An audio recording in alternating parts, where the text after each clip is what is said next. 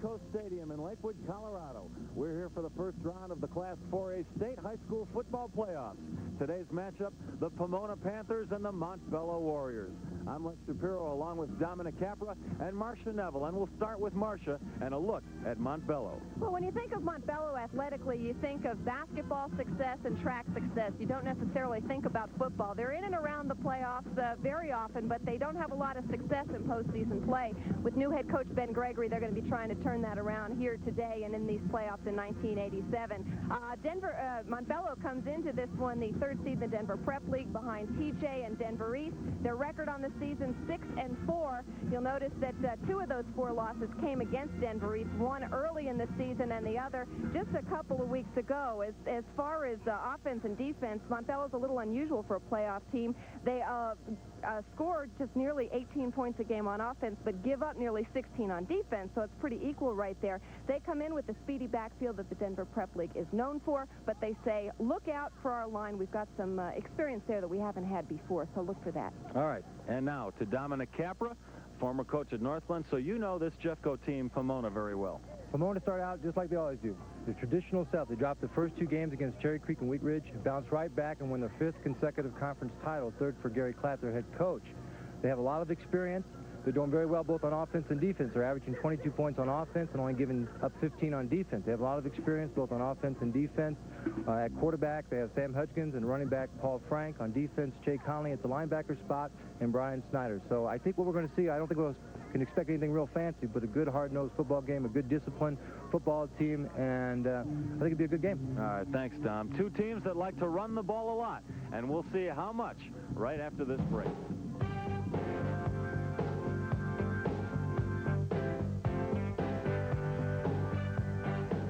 All of the dynamic, active young people in Colorado high schools are not necessarily on the athletic fields and courts. 3 of the most popular programs sponsored by local schools and the Colorado High School Activities Association are speech, music, and student council. Facing cooperative as well as competitive situations, musicians, leaders, and debaters gain valuable experience which makes them better students today and more valuable members of society tomorrow. High school activities, once in a lifetime, lasting a lifetime. 2 good reasons why people shop at Soundtrack. Sony. Technics. Hitachi. NEC. Folk Audio. TDK. And more. Yes, there are 2 good reasons why people shop at Soundtrack. Audio-video specialty superstores. Jeffco Stadium, the Montbello Warriors at 6-4 against the Pomona Panthers. First round of the 4A high school playoffs. We've already seen our kickoff. Byron Henry returning it to the 14-yard line for Montbello, and that's where they will start. Let's line up the Montbello offense right here. You see the kickoff. Kelly Alvis putting it downfield for Pomona. Henry taking it at about the 1-yard line and about a 13-yard return to the 14. Montbello in the backfield. We'll start with Ollie Williams at quarterback.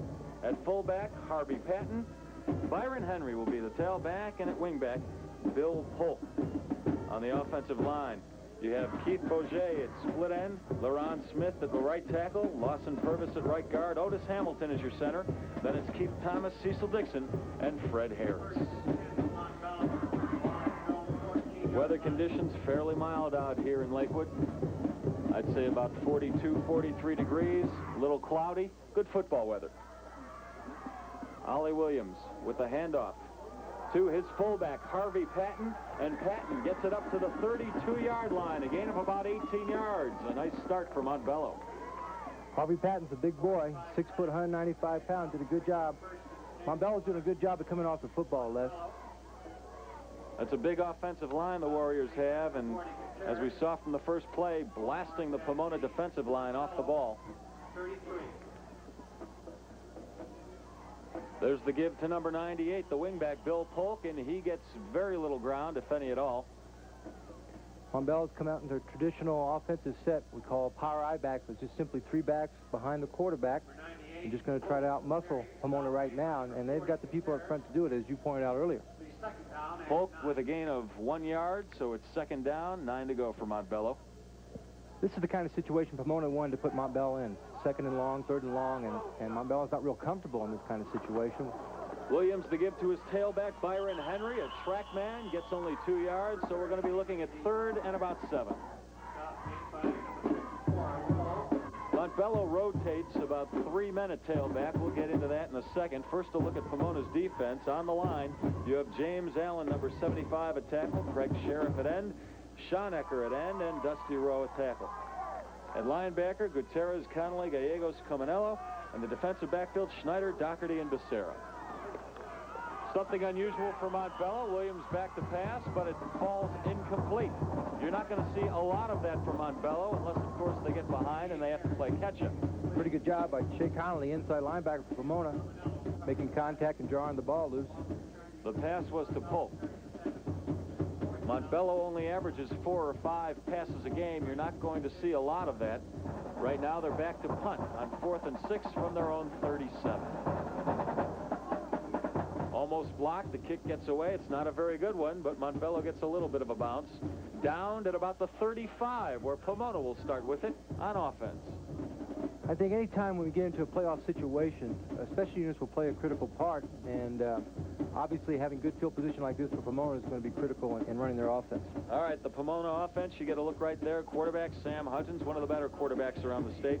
Paul Frank at halfback, along with Snyder, and Joe Parisi, a pretty good fullback. On the line, Speckling, Allen, Diet, Bocelli, Damagala, Scott, and Fortunato. And the first play from scrimmage, a run up the middle, and a gain of about 3. Excellent job up front by the guards and center for Pomona. They ran with the real short trap. Perez did a good job of finding the seam. A look at the Montbello defense. On the line, you've got Harris, Smith, Dixon, and Polk. You'll notice a lot of guys go both ways for Montbello. Patton, Hamilton, and Thomas at linebacker, and the backfield, Ross, Wynn, Strode, and Henry. There's the give to number 20. That's Joe Parisi. He doesn't get much. He's up to the 47-yard line, a gain of 4. Joe Perez is their bread and butter. He's averaging 5.7 yards a carry, and that's one of their base plays right there. And he's doing a good job, getting a lot of help from Brian Snyder leading him on the off-tackle play. 3rd and 1 for Pomona. Parisi has some big shoes to fill. Kenan Laurent was the all-time leading rusher at fullback for Pomona. It looks like he is stacked up. I don't think Pomona got the first down right there. That was Parisi again on the carry. Excuse me, that shows you the kind of confidence that Gary Klatt has. You know, he came back with the same play, but Bill Polk and Cecil Dixon did a pretty good job of shutting him off.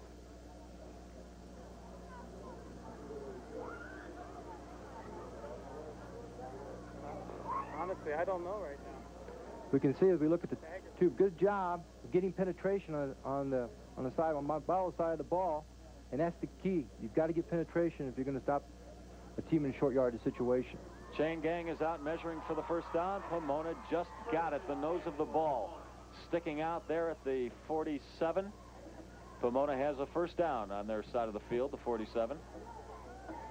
This is what Pomona wants to do. They want to keep the ball out of Montbello's hands because they have such great speed and a good offensive line. Sparse crowd here watching the Panthers, most of them. Montbello, a smaller crowd on the other side of the field. There's the give to Brian Snyder, Pomona's best all-around athlete. He gets it up to midfield, the 50. Little misdirection by Pomona. Snyder is 6'2", 180-pound junior. He was just a backup defensive back last year. This year, Gary Klatt calls him his best overall athlete. He's a letterman in basketball and a letterman in track, where he pole vaults, good blocker, good hands, and a Division I prospect if he gains any weight. Hudgens back to pass. He's got wide open. That's Rudy Resendez, one of the tight ends, and Resendez is down to about the 15-yard line. Resendez, one of 2 players that shuttles in plays for Gary Klatt, along with Vic Fortunato at tight end. Excellent call. He's doing a little play-action pass. See the fake from Hudgens. Get some depth. Number 22, Resendez does a good job of getting behind the defender. Picks up substantial yards on the reception. Excellent job up front, protection-wise. Good play-action pass. Looked like a missed assignment there, Dominic. Sure did. A little mix-up in the secondary. Excellent call on short, second and long. Pomona has a 1st and 10 from the 17. Here's the pitch to Brian Snyder. He goes around right end. He sees the end zone, and he's got it. Touchdown, Pomona. I tell you, Brian Snyder carried the ball, but give a lot of credit to James Allen, number 75, pulling from the tackle spot. Did a good job leading the play. And here you can see Mr. Allen at work. Excellent execution. You can see Allen pulling around, leading the way. Snyder does a good job playing off both blocks. Allen did a heck of a job, knocked down 2 guys, and excellent execution on the side of Pomona's offense. Otis Hamilton had one last shot at Snyder, but tackled him high, couldn't bring him down. And this is Ralph Morris with the point after. He's hit 18 of 20 this year. And it looks like 19 of 21. That's good. Pomona with a 7-0 lead with 7:49 left in the first quarter. And we'll be right back after this break. One of travel's greatest challenges is how to keep wrinkles out of clothes packed in luggage you've checked. But now, thanks to Samsonite's hard-side luggage, it's easy because our special features keep your clothes in place and you looking great. Samsonite hard-side luggage has put the suit back in the suitcase, so you'll never make the wrong kind of impression. Proving once again that our strengths are legendary. Oh, Stetson.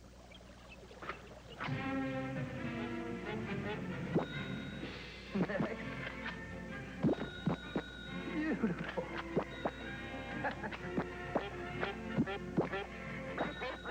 Oh! It's so hard to get good help these days. Gotcha. The sport from Entertech. So Pomona draws first blood. Their opening drive, 6 plays, 63 yards, culminating in an 18-yard touchdown run by Brian Snyder. Well, I think when you get a team like Pomona who controls the ball so well offensively, it puts a lot of pressure on the Montbello secondary, because when you run the ball so well, you're very run-conscious, and then you get caught napping with play-action pass. So excellent execution on Pomona. And being a DPL team, Montbello doesn't see a lot of passing. So they're not used to that. Exactly. And Pomona burned them. Well, the kickoff is down in the end zone by Byron Henry, so Montbello will start with it at their own 20-yard line. Kelly Alvis with a good leg putting that ball into the end zone. Hudgens for Pomona, you know, he doesn't throw all that often. He is very efficient, throwing 54%, so when they do it very well. We have a real contrast in quarterbacks. Hudgens, not very good feet, but a pretty good arm. Ollie Williams, very quick feet. One of Montbello's leading rushers. You'll see him run it a lot. There's the pitch. Good timing on it to Byron Henry, but he only picks up about 1 yard. Ollie Williams was in the grass, saw he wasn't going anywhere, got it back to Henry, but to no avail. Excellent job by Todd Becerra, number 5, coming up, forcing the play. If we take a look at it here, we're going to get dive option. Williams takes the ball very well to the perimeter and gets the ball to Henry at the last moment. And there you can see Becerra. Excellent. That's picture-perfect tackle. Great job by Becerra. Todd Becerra, 6 foot, 160-pound senior, started for the team that went to the finals last year. Up the middle goes Montbello, gets about 2 more yards to the 19-yard line. Good job by Dusty Rowe, number 54. I think it's real important that Montbello establish themselves here and get something going, regain the momentum, because in a third down and long situation, a situation they're not real comfortable on because they're not a throwing team. Third down, 5 to go from their own 25. Montbello back to pass. Williams going to number 44. That's Keith Bourget, but it's over his head incomplete. And Montbello is in another punting situation. You know, I'm impressed with Pomona's ability to run on defense. You know, as a coach, you're more than willing to give up a little size for a little speed, and to be frank, I'm amazed at how well that Pomona really runs. They do a very good job because they have pretty good size on defense. Much better punt than the last one. This is fielded by number 4. That's Brian Snyder. He's got some room down the sideline. Finally taken down at the 35-yard line. So they are well within striking distance again at Montbello's 35.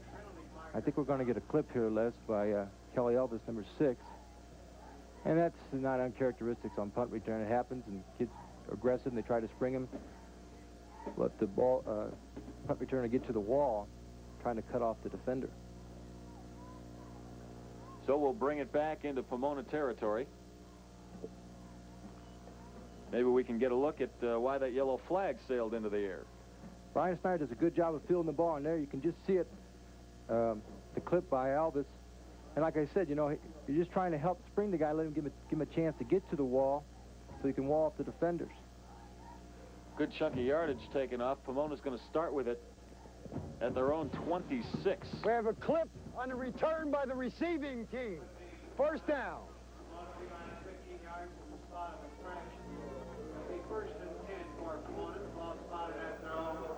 Pomona running what they call their robust offense. 3 backs lined up side by side behind the quarterback.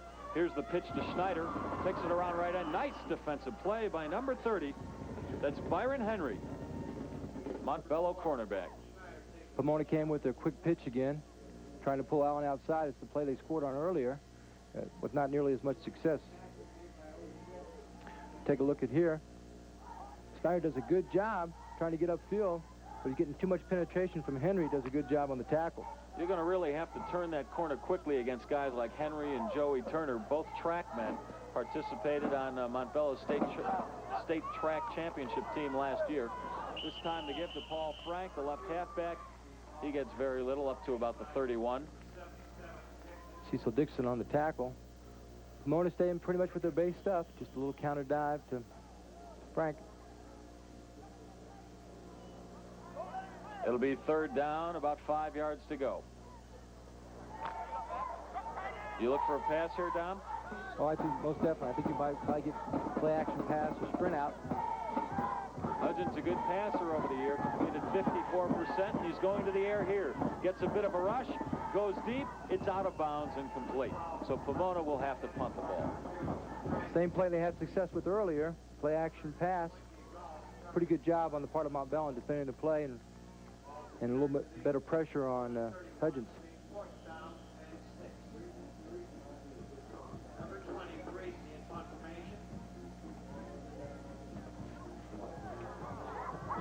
This is number 20, Joe Parisi, back to punt for Pomona. One last man coming in to fill out the 11. You're going to get a procedure penalty on Pomona for that stunt. Montbello has a choice here.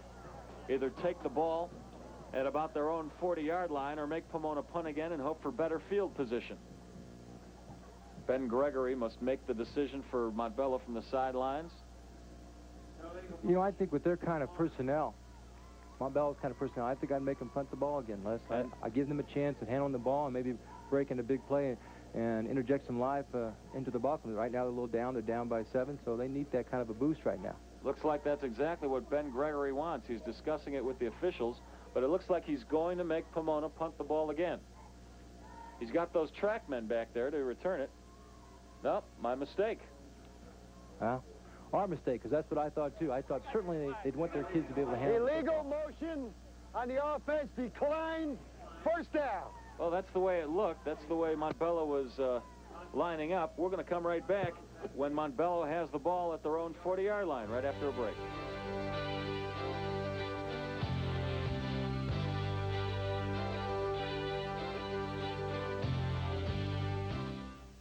Now is the time to buy glamorous furs at the lowest prices of the year during the store-wide clearance sale at the Fur Boutique in Tiffany Plaza. Magnificent minks, fabulous foxes, opulent opossums, ravishing raccoons, and much, much more. All priced to sell. Come in now for the best selection while they last. This is your chance to save hundreds and thousands of dollars on that fur you've always wanted. Go ahead, shop the fur salons, but before you buy, come to the fantastic clearance sale at the Fur Boutique in Tiffany Plaza. All of the dynamic, active young people in Colorado high schools are not necessarily on the athletic fields and courts. 3 of the most popular programs sponsored by local schools and the Colorado High School Activities Association are speech, music, and student council. Facing cooperative as well as competitive situations, musicians, leaders, and debaters gain valuable experience which makes them better students today and more valuable members of society tomorrow. High school activities, once in a lifetime, lasting a lifetime. All right, 4:58 left in the first quarter. Pomona has a 7-0 lead, but right now Montbello has the ball at their own 40-yard line. Ollie Williams, their quarterback and their leading rusher. 8 touchdowns this year. Pretty fair arm, good quick feet. Gives the ball to his fullback, Harvey Patton. Patton gets a couple.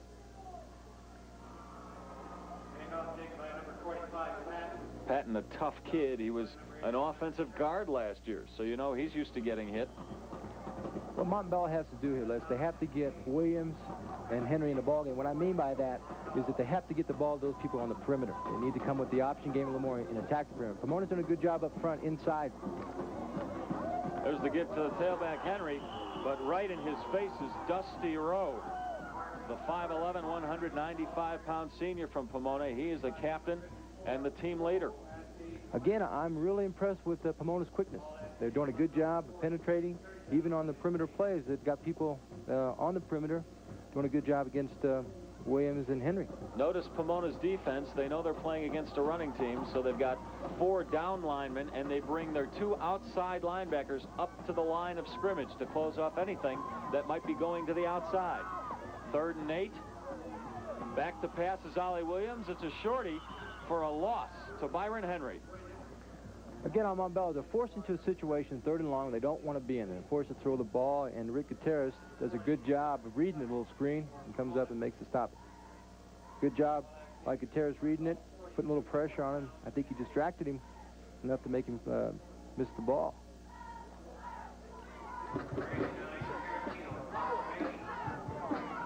Back to punt, Tarantino for Montbello. Off the right side of his foot again. Not a good bounce Montbello's way. They'll get a couple extra yards out of it. Downed at about the 27. So with the score 7-0 Pomona. Pomona with the ball. We'll be right back.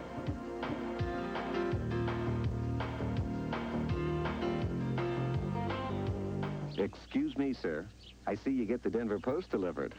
Do you get it every morning? Sure. Where else can you get better sports coverage or exciting features or business updates? Sort of brings it all to life, huh? Yeah. Better yet, I got a special deal. Really? If you subscribe to the Denver Post for 85 cents a week, they'll deliver the Sunday Denver Post free. And that's packed with TV Cable Week and Contemporary Magazine. More sports, great bargains, terrific classifieds, real estate. Oh, and this, USA Weekend Magazine. And you get all this in the Post? Nowhere else. Gee whiz, 85 cents a week, free Denver Post Sunday paper, delivered. What more do you want? My own subscription. So call right now. Toll free, 221-2100. Do you want to use my phone? 800-221-2100. Come on in. Thanks, I'll call right now. That's easy. You know, your wife must be very understanding. Subscribe now. Call 1-800-221-2100. Weather not taking much a part of this game. You see the current temperature in Lakewood, 50 degrees here at Jeffco Stadium. Humidity, 48%. The winds are calm, and the barometer, which I never understood, is 29.59 and falling. Did you ever understand that? No, I didn't. I always put the barometer up there with the dew point, which I never understood either. Pomona with the ball at their own 27. It's 1st and 10. And the give goes to the fullback. That's Joe Parisi carrying the ball. He gets a couple. Well, so far it's been all Pomona offensively. You know, they've kind of played into their hands. Montbello has been, on the last 2 series, 3 downs and out. Pomona's been able to control the ball and keep it out of Williams and Henry's hands, and of course that's what Pomona wants to do. 2nd down and 8 for Pomona, their own 29. There's the fake from Hudgens. He keeps the ball and gets it up to about the 35. They'll still be short of the 1st down. A nice call by Sam Hudgens. We see Hudgens on the fake. He does a really good job of taking the ball to the perimeter. Makes a little slight fake and then turns the ball into the inside. He's doing a good job, we call him, running downhill. He's taking the ball to the perimeter, doing an excellent job of putting pressure. You might have noticed he deked out Bill Polk, the defensive end from Montbello there, and that's what you need to do. You need to stymie the inside, the interior lineman, and then take it around end. Here's the give to Brian Snyder. He gets that first down up to about the 39. A little cross buck by Pomona, trying to catch him in a little misdirection, doing a pretty good job up front. Very good job up front by Baselli and Diet, then Megala, Allen, and Scott. Looked like Snyder was shaken up a little. He can do it a number of ways. He had 380 yards rushing this year. He caught 299 yards worth of passing. Pomona 1st and 10 from their own 40. And he's back to pass. It's a little swing pass to Paul Frank, who gets it up to the 45. Excellent execution. But Hudgens does an excellent job on play-action fake. We take a look at it right here. Hudgens does an excellent job on the play fake, gets good depth, looks off the defense. Excellent job getting the ball to the perimeter. To Frank, gets a pretty decent block, and just happens to fall down and misses substantial yards, but good execution. And he's lucky he got rid of that ball when he did. Otis Hamilton was right in his face. Montbello's fine middle linebacker. Here's the give to Joe Parisi, the fullback. Flags flying. I believe that was Bill Polk, number 98, on the face mask. That'll...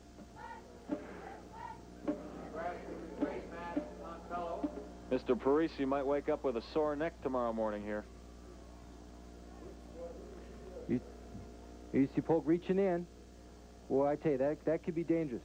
That can be dangerous. That's one way to saddle a horse. It's not a legal way, but it's one way. And that'll cost him an extra, what, 15 yards down? 15. You know the rules better than I do. You coached at North Glen for all those years, took your team to the state championship and won it 3 years ago. Yeah, it's a great experience, and I tell you, it's just great being around the game in this capacity right here. And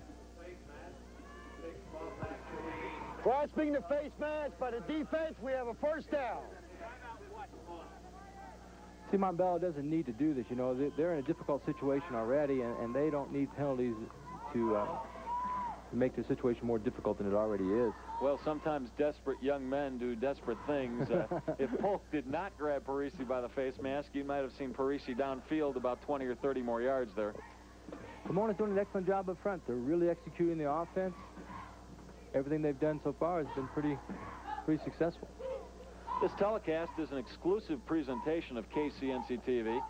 It's intended for the private use of our audience only. Any reproduction or rebroadcast of this telecast without the expressed written consent of KCNC-TV is prohibited. However, if you're recording this on your VCR, you can show it to your relatives, as long as you don't charge them. What's happening right now, Les, is that Pomona's pretty much having their way. This is exactly what they want. They want to maintain ball control, time of possession. They're just marching the ball down the field, and they're not giving Montbello an opportunity to execute the offense. It's what Montbello was afraid of, Pomona controlling the ball too much. There's the give to Parisi again. He pulls his way up to about the 33. Gain of 7. Harvey Patton on the tackle, 6 foot, 195. They've got good speed at the linebacker spot.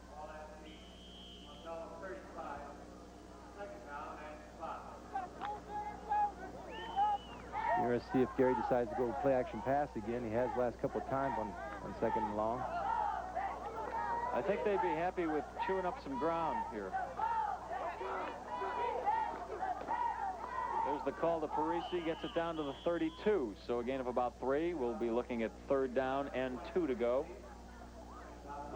I think Gary's pretty well. Gary Clack, the head football coach, is pretty content the way his offense is performing up front. Content with running the ball and having a lot of success. Well, by now, Clack knows what works and what doesn't work for his Pomona team. He's in his 3rd year as head coach, but he's been an assistant there since 1973. Gary Clack, 42 years old.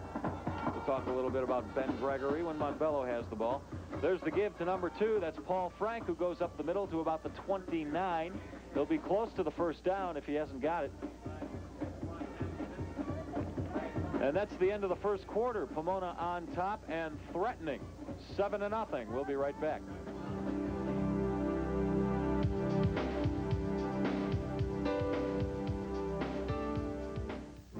something everyone worries about when flying, whether their carry-on luggage will fit. Could you put this in the overhead compartment? How about under the seat? So at Samsonite, we've designed carry-ons you truly can carry on, like our garment bag and suitcase in one, packed with features that make things easier to pack.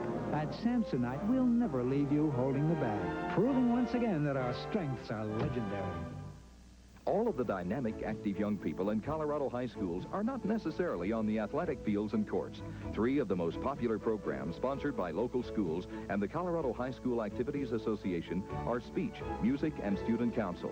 Facing cooperative as well as competitive situations, musicians, leaders, and debaters gain valuable experience which makes them better students today and more valuable members of society tomorrow. High school activities, once in a lifetime, lasting a lifetime. Building a Strong Marriage, Monday at 10 on News Center 4.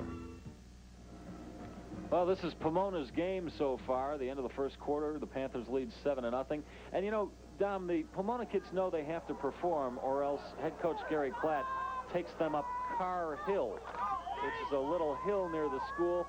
Klatt likes to run them in military formation up and down that hill. Klatt, a former Marine officer, a little bit of a sadist, I would guess. Hudgens back to pass. He's deep to number 49. That's Vic Fortunato. And a touchdown for Pomona right off the bat in the second quarter. Again, Montbello gets hurt with the play-action passing. Very excellent execution. You know, they've run the ball, and they've run the ball at him right and left the middle. They catch him on guard on first down. We see excellent execution. But Hudgens gets good depth, picks out the receiver. Fortunato does an excellent job of getting open behind the defender, and Hudgens puts the ball right on the money. Hudgens has thrown 9 touchdown passes this year, just 4 interceptions. He's one of the best in the state, as we mentioned at the head of the telecast.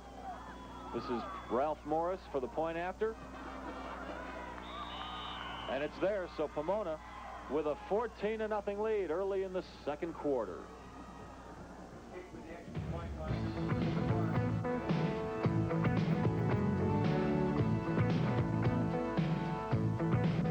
Little joys can come to anyone. The best things in life are free. And dreams come true for everyone. The best things in life are free. The sweet hands you hold as you're both growing old. Unfortunately, the best things in life are not free. So when you want to borrow, remember who's lending. Call Central Banks, the better bankers. 2 good reasons why people shop at Soundtrack. Sony. Technics. Hitachi. NEC. Folk Audio. TDK. And more. Yes, there are 2 good reasons why people shop at Soundtrack. Audio-video specialty superstores. Pomona with a 14-0 lead. Dominic, we just saw Pomona score on a play-action pass. Why do you see the high schools use a play-action pass more than the conventional drop-back pass like the pros? 2 basic reasons. First of all, play-action pass, of course, complements the running game. And number 2, I think it is difficult to teach a young high school offensive lineman pass pro. And that's basically the 2 reasons. So on that first point, in other words, Montbello expects Pomona to run the ball. Pomona shows run on the fake and then goes to the air, and you surprise the Warriors. Exactly. Pomona kicking the ball to the right sideline. It'll go out of bounds, which means Pomona will have to kick off again from 5 yards back. They are penalized on the play 5 yards. The kick goes over. Excellent job by Pomona, other than the ball going out of bounds, of course. They're doing a good job of trying to pin the ball in the left-hand corner of Montbello, trying to pick up the 12th defender with the sideline. So, you know, other than the ball going out of bounds, they got the right thought in mind. Trying to cut the angle off for the run back. Illegal procedure on the kicking team.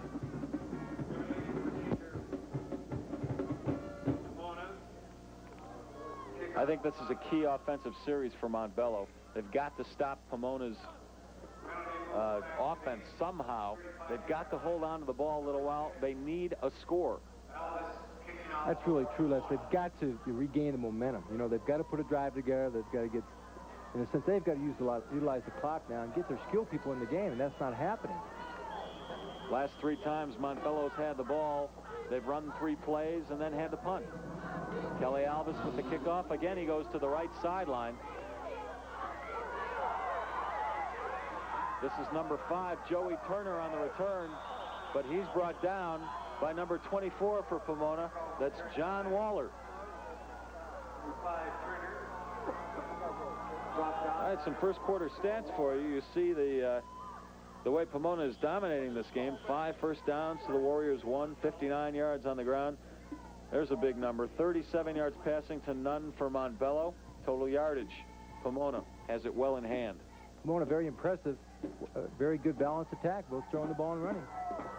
From the 20-yard line, Ollie Williams back to pass. They want it all, and they want it now. He's going deep. He has a man open, but he overthrows number 12. That's Landry Terry. Now, I'm a little surprised that Coach Gregory went to the pass on first down. You know, it's a long time in the game. They're only down by 2 touchdowns, and Williams can wing it. Landry Terry, a 6-foot, 155-pound junior from Montbello. That's the first time we've seen him in the lineup. Had his man beat. Ollie just couldn't get him the ball. Exactly. Again, Montbello has to get their good skilled people in the game. Got to get them the football. 2nd and 10. Again, Ollie Williams to pass. That one goes to number 98. That's Polk. Quickie over the middle, gets him 5 yards. Something interesting here. Ben Gregory said if he had to go to the pass, he was in deep trouble. Did a pretty good job. Polk comes on a little delayed route across the middle. Williams does a good job delivering the ball. It's a pretty well executed play. I like that play a lot. I like it on every level, and I don't know why teams don't use it more, because it's a quick pop. The man's usually open before he hits the linebacker area. Exactly. And it's usually good for 7-8 yards. And the point is, the better the team you play, the more successful usually it is, because a good team reads well. 3rd pass in a row, and this time Henry gets the first down up to the 35. So Montbello, primarily a running team, they like to stay away from the pass. They've thrown 3 times in a row now. Well, evidently, Coach Gregory feels like they're going to have to diversify a little bit. They're not having success running the ball. They're going to have to put the ball in the air, and they feel like maybe we'll do it now instead of later when it's too late. Good job by Williams on the swing pass. Henry does a good job of eluding the tackle, and Becerra and Caminella do a good job on the stop. Well, I'm really impressed with Pomona's ability to run. They, you know, usually they've had some really, really good-sized people on defense, but this team can really get up and go. Ollie Williams on the option. He has to eat that ball. Looks like a loss of 2 yards. Rick Patera is putting on the pressure, making the tackle. Did a good job coming from the linebacker spot.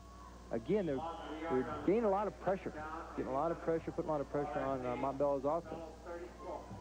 Montbello not having much luck running it up the middle. That's one of the reasons they're spreading it out a little, going to the pass. You know, Ben Gregory doesn't like to throw the ball because they don't get a lot of repetition at it. And according to him, the team is not blessed with good receivers. There's a fumble, and it looks like Pomona has the ball at the 35, but there's a flag in the air. I believe we're going to see illegal motion against Montbello, and Pomona will keep the ball right there. One of the guards pulled a little early. It is against Montbello. I believe Brian Snyder on the recovery. Again, Leslie, you know, we talked about it a couple of times. I tell you that Pomona's defense has done such an excellent job getting penetration, and that's why they're not... Illegal motion on the offensive team declined. This way, first down. And that's why they're doing such a good job of getting in the gaps, of getting penetration, and Montbello's not able to execute their offense.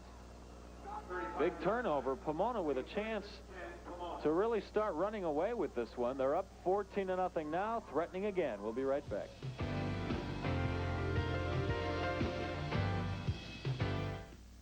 Winning, without question, is the greatest feeling in the world. It's important that you know that your players have given you everything they've got. There's another team that I think also gives their best, and that's the sports team at News Center 4.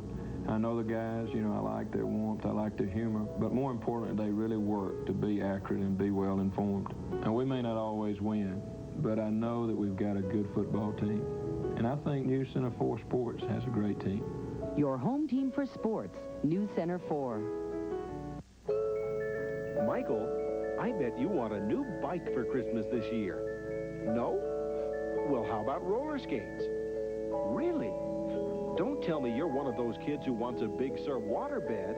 Well, any child would love a Big Sur Super Single-Size waterbed, available in many different styles. A perfect gift for hard-to-please kids like Michael. Big Sur waterbeds, America's largest. West Colfax next to Casa Bonita, East Colfax at Peoria, and Boulder. Well, the man shaken up on the play for Montbello is their fine linebacker, Otis Hamilton, number 51. He'll be walked off the field. Looks like he was stunned a little. I'd be surprised if he didn't come back for the rest of the game. I think he might have got dinged when Snyder tried to recover the fumble. Hamilton tried to pounce on it. Looked like his helmet smacked with Snyder's. Pomona with the ball at the Montbello 35-yard line. It's 1st and 10.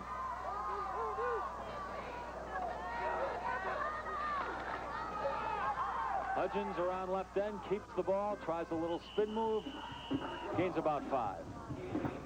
Pomona's done a good job of mixing it up. They come inside with the ISO play, a little bit of trap, and we see Hudgens on the option.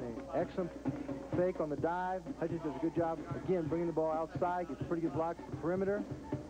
Hudgens does a good job of turning and spinning and gaining extra yardage. We're getting a lot of different looks from Pomona. We're seeing the option, we're seeing the robust offense with the straight give up the middle, and we're seeing the play-action pass. This time it's the what you like to call the cross-buck, the counter play for 2 yards. Well, I tell you, it was impressive there. Harvey Patton, on the linebacker from Montbello, did a good job of reading that trap block and stepped right in there and made the tackle. Again, the counter play, you fake the give to the man coming across one way to freeze the defense, and you give it to the running back going the other way, and you hope you catch Montbello off guard. They didn't that time. Patton made a good play. And it really helps set up the blocks in the offensive line, too. 3rd and 3. They give up the middle. That's Parisi on the give. Pomona's getting a little of their own medicine here. Cecil Dixon getting penetration, doing a pretty good job. We're looking at a 4th down situation for Pomona, and I believe they're going to go for it. It's 4th down and 1. These teams do not kick many field goals. In fact, Pomona has tried just 2 all year. Montbello did not attempt a field goal during the regular season. Hudgens going around right end. Did he get it? It looks like he did. A gain of 1, but it was 1 yard enough. Well, I think Coach Clark felt like he had a lot of success with the option. We're going to take a look at it right here. Hudgens does a good job. Here we're going to see the belly fake on short yardage, first short yardage. Hudgens does a good job of keeping the football and trying to gain the first down. He lunges forward, trying to pick up the first down. It was a good strategic move because really Pomona has nothing to lose down here. If they don't get the first down, Montbello has to start with the ball at their own 25, deep in their own territory. If they do get the first down, well, that's all the better. Sure. Now they only have 25 yards to go for another score. Pomona's in a no-lose situation, you know, especially when you have a questionable field goal situation. So might as well go for it and hope for the best.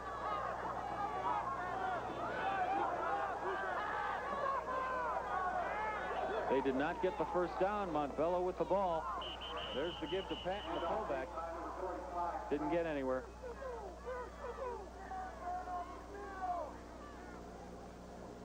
A little change of gears for Montbello. They came out through on the first 3 downs the last 3. Now they come back to the running game. Maybe felt like they could loosen Pomona up. But that didn't seem to be the case, at least from that last play. I'm going to have to stop making the call before the referee does. It looked to me with my eyes, 20/20 vision, that Pomona had the first down. Evidently not. Montbello with a 2nd and 9. And the pitch goes to Henry, and he is racked up at the 25 with a flag on the field.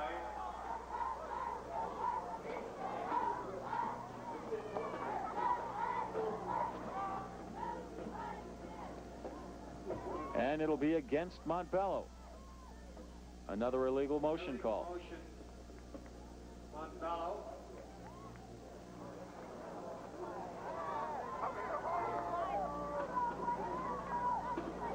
when no more success than Montbello is having, you almost have to think that they're going to decline a penalty.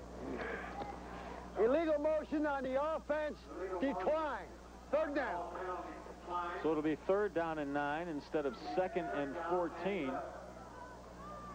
I don't think it mattered either way, really. No. Still a long way to go for a 1st down, and the way Montbello has not been moving the ball, 9 yards is a long way to go for them right now.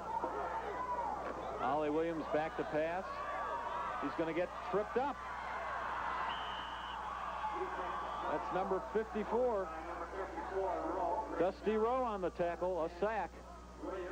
Boy, Dusty Rowe has been very active. 16-yard line. He's made the last couple of tackles. Here we see Williams on the drop-back pass to get pressure from 72 Schonecker. And here comes Dusty Rowe on the tackle. Excellent job by Rowe. He's put a lot of pressure on the quarterback. Montbello punting.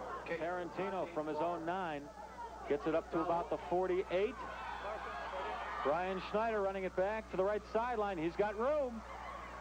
He's going all the way. Brian Snyder runs back a punt for another Pomona touchdown. That was a textbook wall on the part of... I think we're going to have a... I think there is a flag. Boy, I tell you, that was picture perfect. That wall set up beautiful. There is...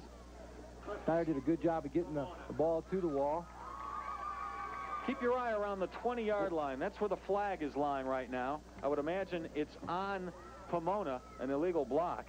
You can see the wall start to develop there, and did a good job again of walling off the defenders from Snyder. Snyder takes the ball to the wall and does an excellent job taking the ball downfield. Excellent execution on the part of Pomona on specialties outside of the penalties. Pomona penalty line 15 yards from the spot of infraction. Clipping. Force the ball to the Montbello 30. Clipping on a receiving team at the change of possession. There was a clip by a Pomona player at about the 20, so they'll bring it back 15 yards to the 35. Pomona's still in good position. So the score remains 14-0 instead of 21-0. The Snyder punt return for a touchdown nullified by the penalty. Hudgens gives the ball up the middle. Looked like Parisi, but he got no gain. Pomona's back to their base stuff, just as you point out a little earlier, Les, come back to their counter play. And the Montbello did a good job of getting penetration and shutting it off. It'll be 2nd and 10 for Pomona. We have 5.5 minutes left in the first half of play. Let's go down to Marshall Noble for an injury report on the Montbello side of the field. Well, that's the bad news down here about Otis Hamilton is that we will not see him for the remainder of the half here when Montbello so desperately needs him on both sides of the ball. The good news is that the early prognosis from the doctor, it's just some stretched nerves in his neck. It's a matter of relaxing, taking it easy, and perhaps we can see him in the second half. He can't lift his left arm, and he's feeling some tingling in part of his left hand. So it's just a matter of letting those nerves relax and get back together. We could see him in the second half, but the doctor has said don't go back in until you're feeling normal feeling and normal lift range in that left arm. So that's the report down here on the sidelines. Thanks, Mark. So it's a case of the nerves for Otis Hamilton. Pomona back to pass. There's a quick out to Brian Snyder, and he gets it up to the 31. Pomona came out in their spread offense with the 4 immediate receivers. We see Hudgens here dropping back, straight drop back pass, single back, little hitch route, we call a hitch route. Snyder's going to move upfield and come back and look to the inside for the pass, and well-executed play, good catch on the part of Snyder. Well, Pomona's going to punt from the Montbello 31-yard line. This is Parisi with the kick. It's high, and it's to the right sideline. And he does a darn good job hitting that coffin corner at about the 7. So Montbello has to start with the ball deep in their own territory. 3:55 left in the first quarter. Pomona leads 14-0.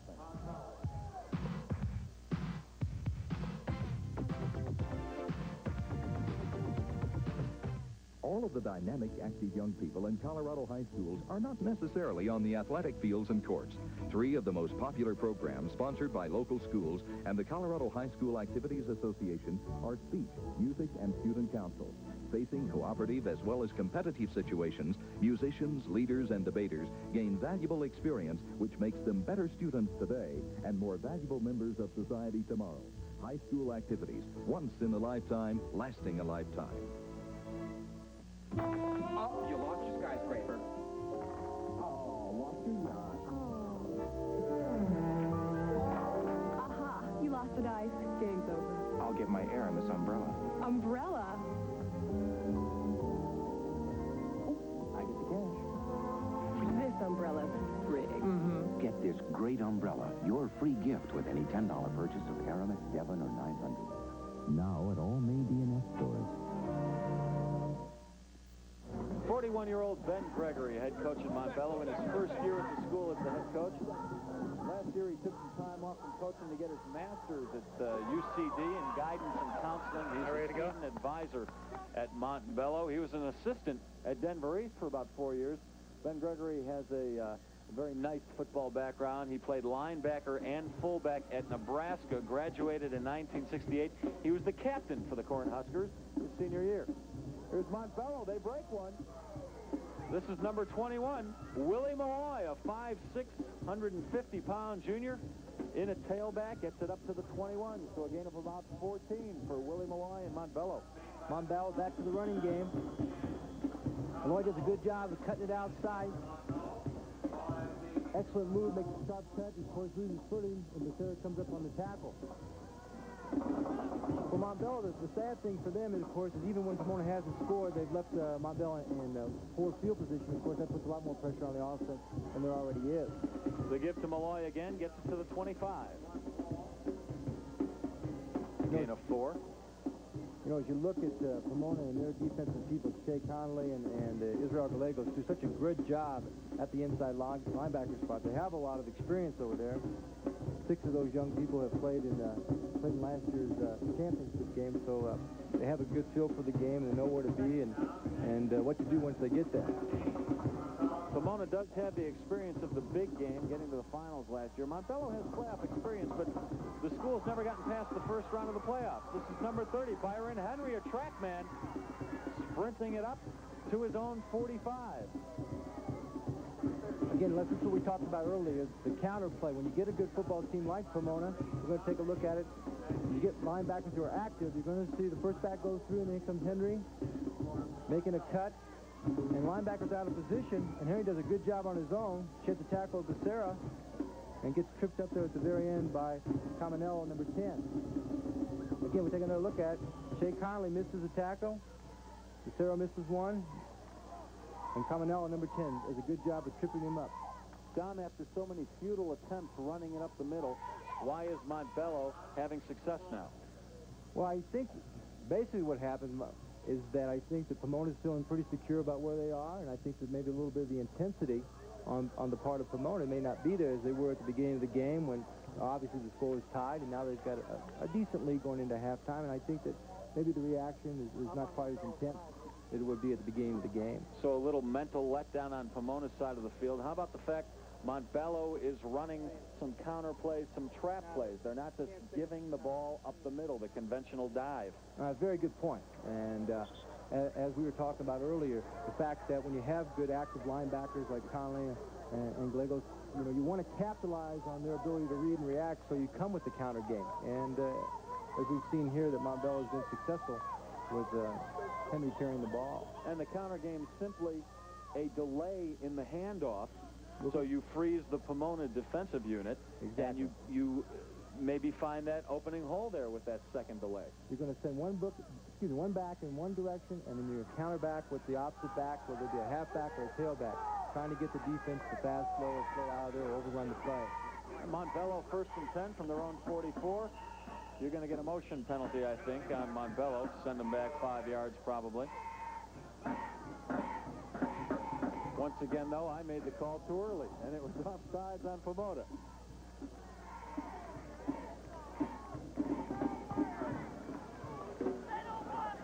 Dead ball, encroachment, defense. Montbello is far from being out of this. You know, they're down by 14 points. They can put something on the scoreboard before halftime runs out. You know, they can still find themselves in the thick of things. And they've got 2 minutes and 26 seconds to put something on the board before halftime. Ollie Williams with the give. No, a great fake. He threw me for a loop. Ollie Williams keeps the ball and gets it down to the Pomona 44. This is the way Montbello wants to utilize Williams. Get him in the game. You're going to see a fake on the ISO. Williams takes the ball, does a good job of reading the perimeter, and does a good job of capitalizing on Pomona, on the fake they created. This is what Montbello wants to do. Get Williams in the game. He's got good feet. He's an excellent athlete, and you got to get him in the football. Good camera work from our folks at Channel 4. They didn't go for the fake. Williams with the pitch out to number 21, Willie Malloy. He gets it up a couple yards to about the 40. Montbello obviously feels like there might be some sort of a weakness in the perimeter. They've come to the perimeter twice now, attacking both the right and the left. And that time, of course, Snyder did a good job on the option play, reading the pitch man, taking the pitch man, excuse me.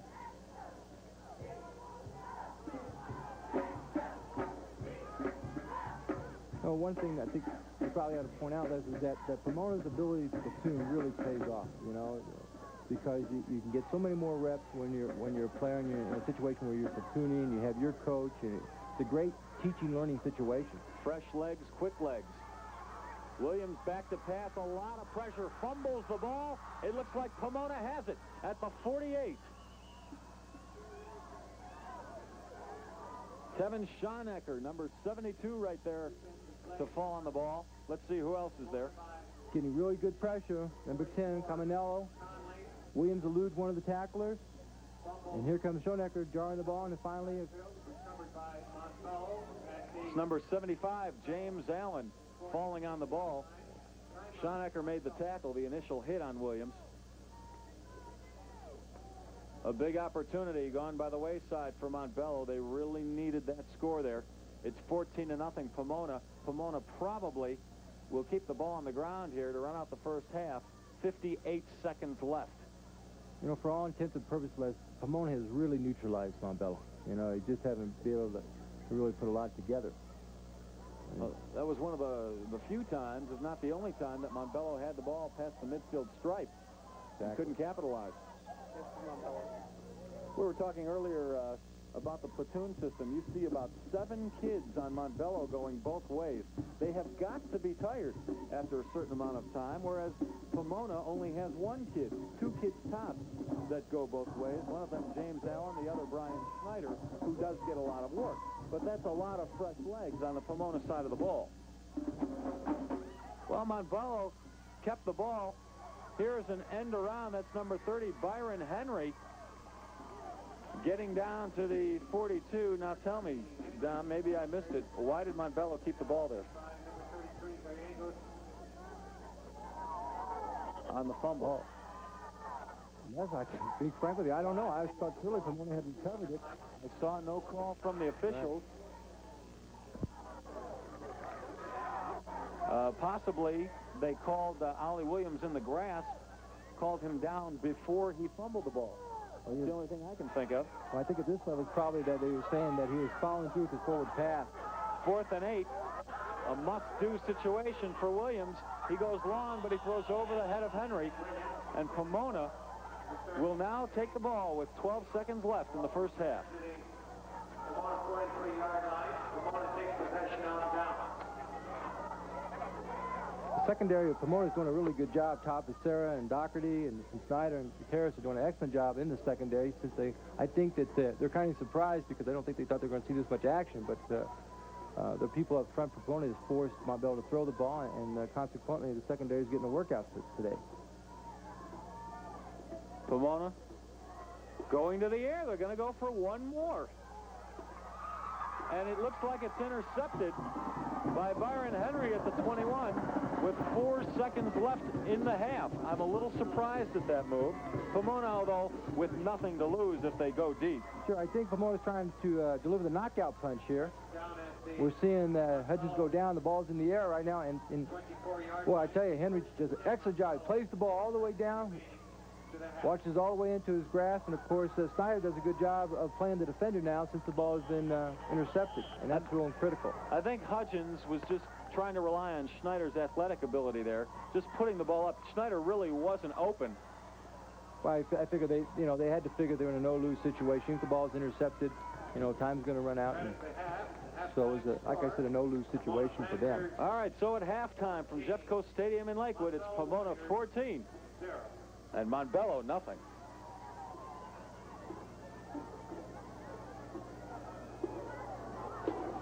Not yet, not yet.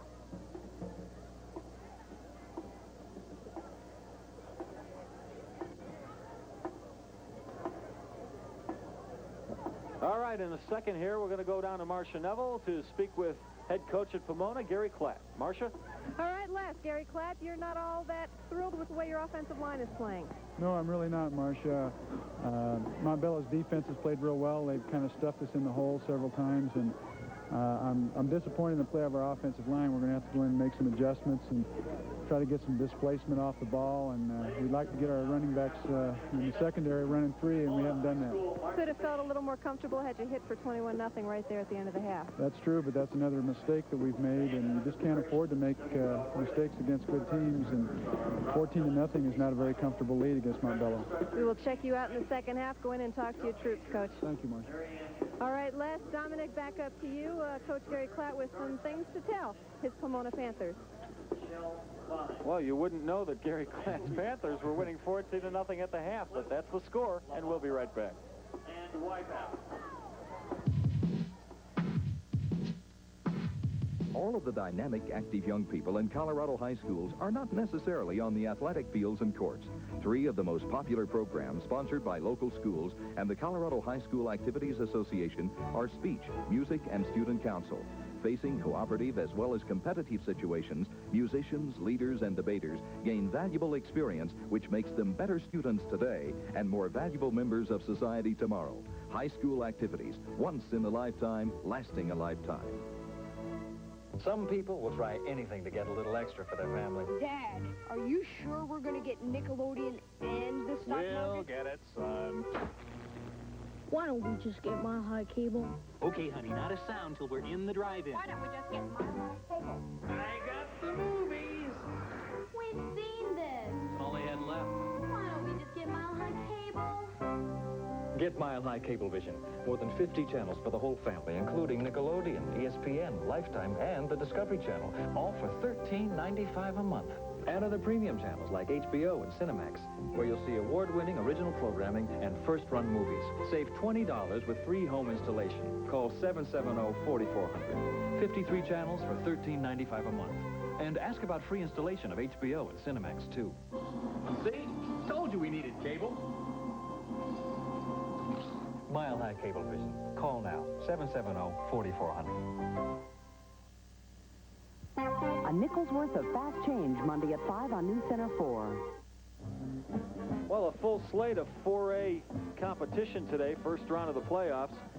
We've got Mitchell at TJ, Alameda at Pooter, Grand Junction at Rangeview, Aurora Central at Wide Field, and Arvada West at Cherry Creek. Here we have Montbello and Pomona. Last night in 4A action, Fairview beat Lakewood. Fairview, another shutout, so they've shut out 5 teams this year.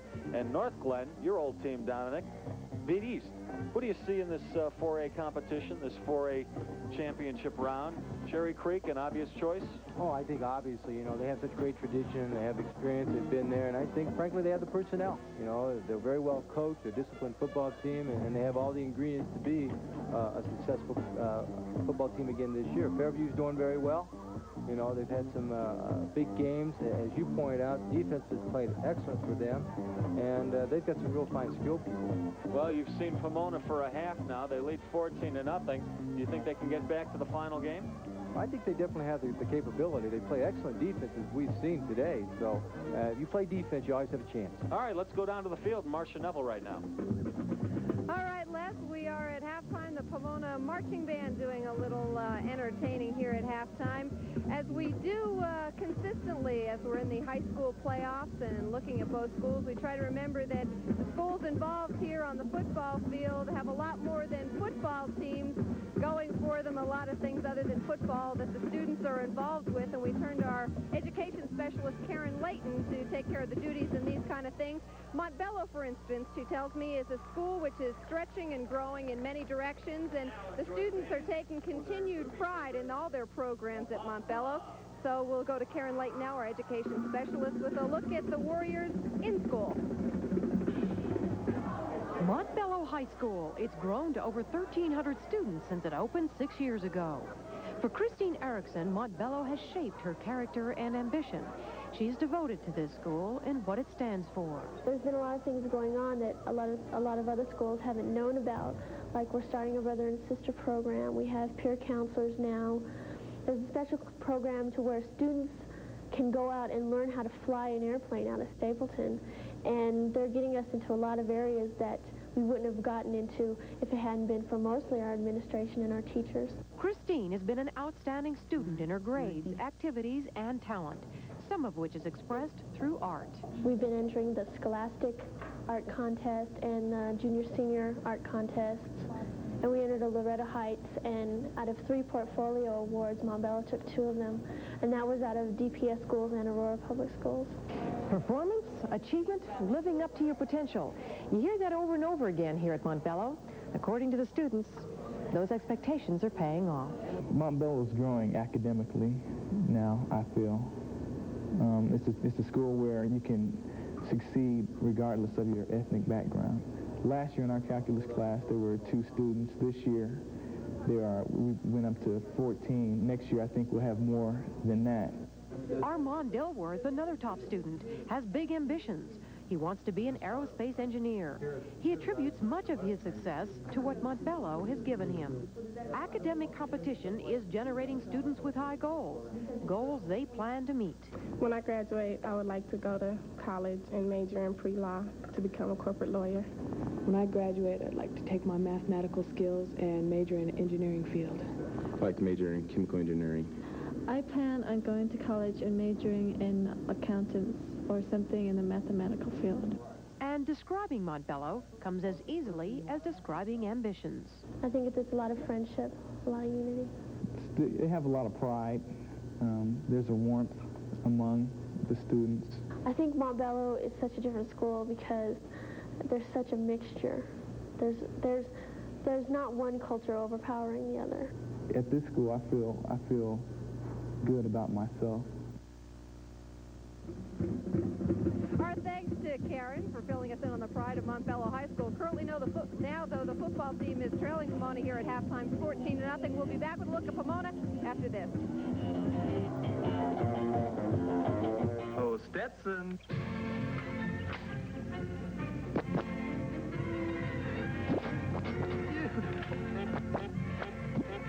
It's so hard to get good help these days. Gotcha, the sport from Entertech. Next.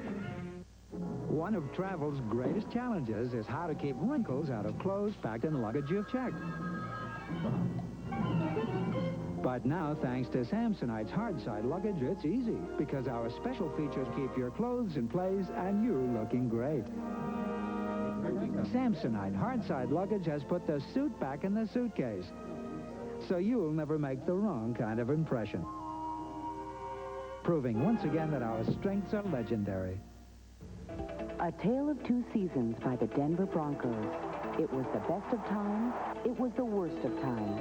Ron Zappolo looks at how the Broncos got here and where they're headed. A new Center 4 sports special, Friday, November 20th at 7. Pomona would like us to know that their high school has a crazy and upbeat, offbeat kind of side to it, and we'll go back to Karen to show us all about that. Pomona High School. It's got a little bit of everything.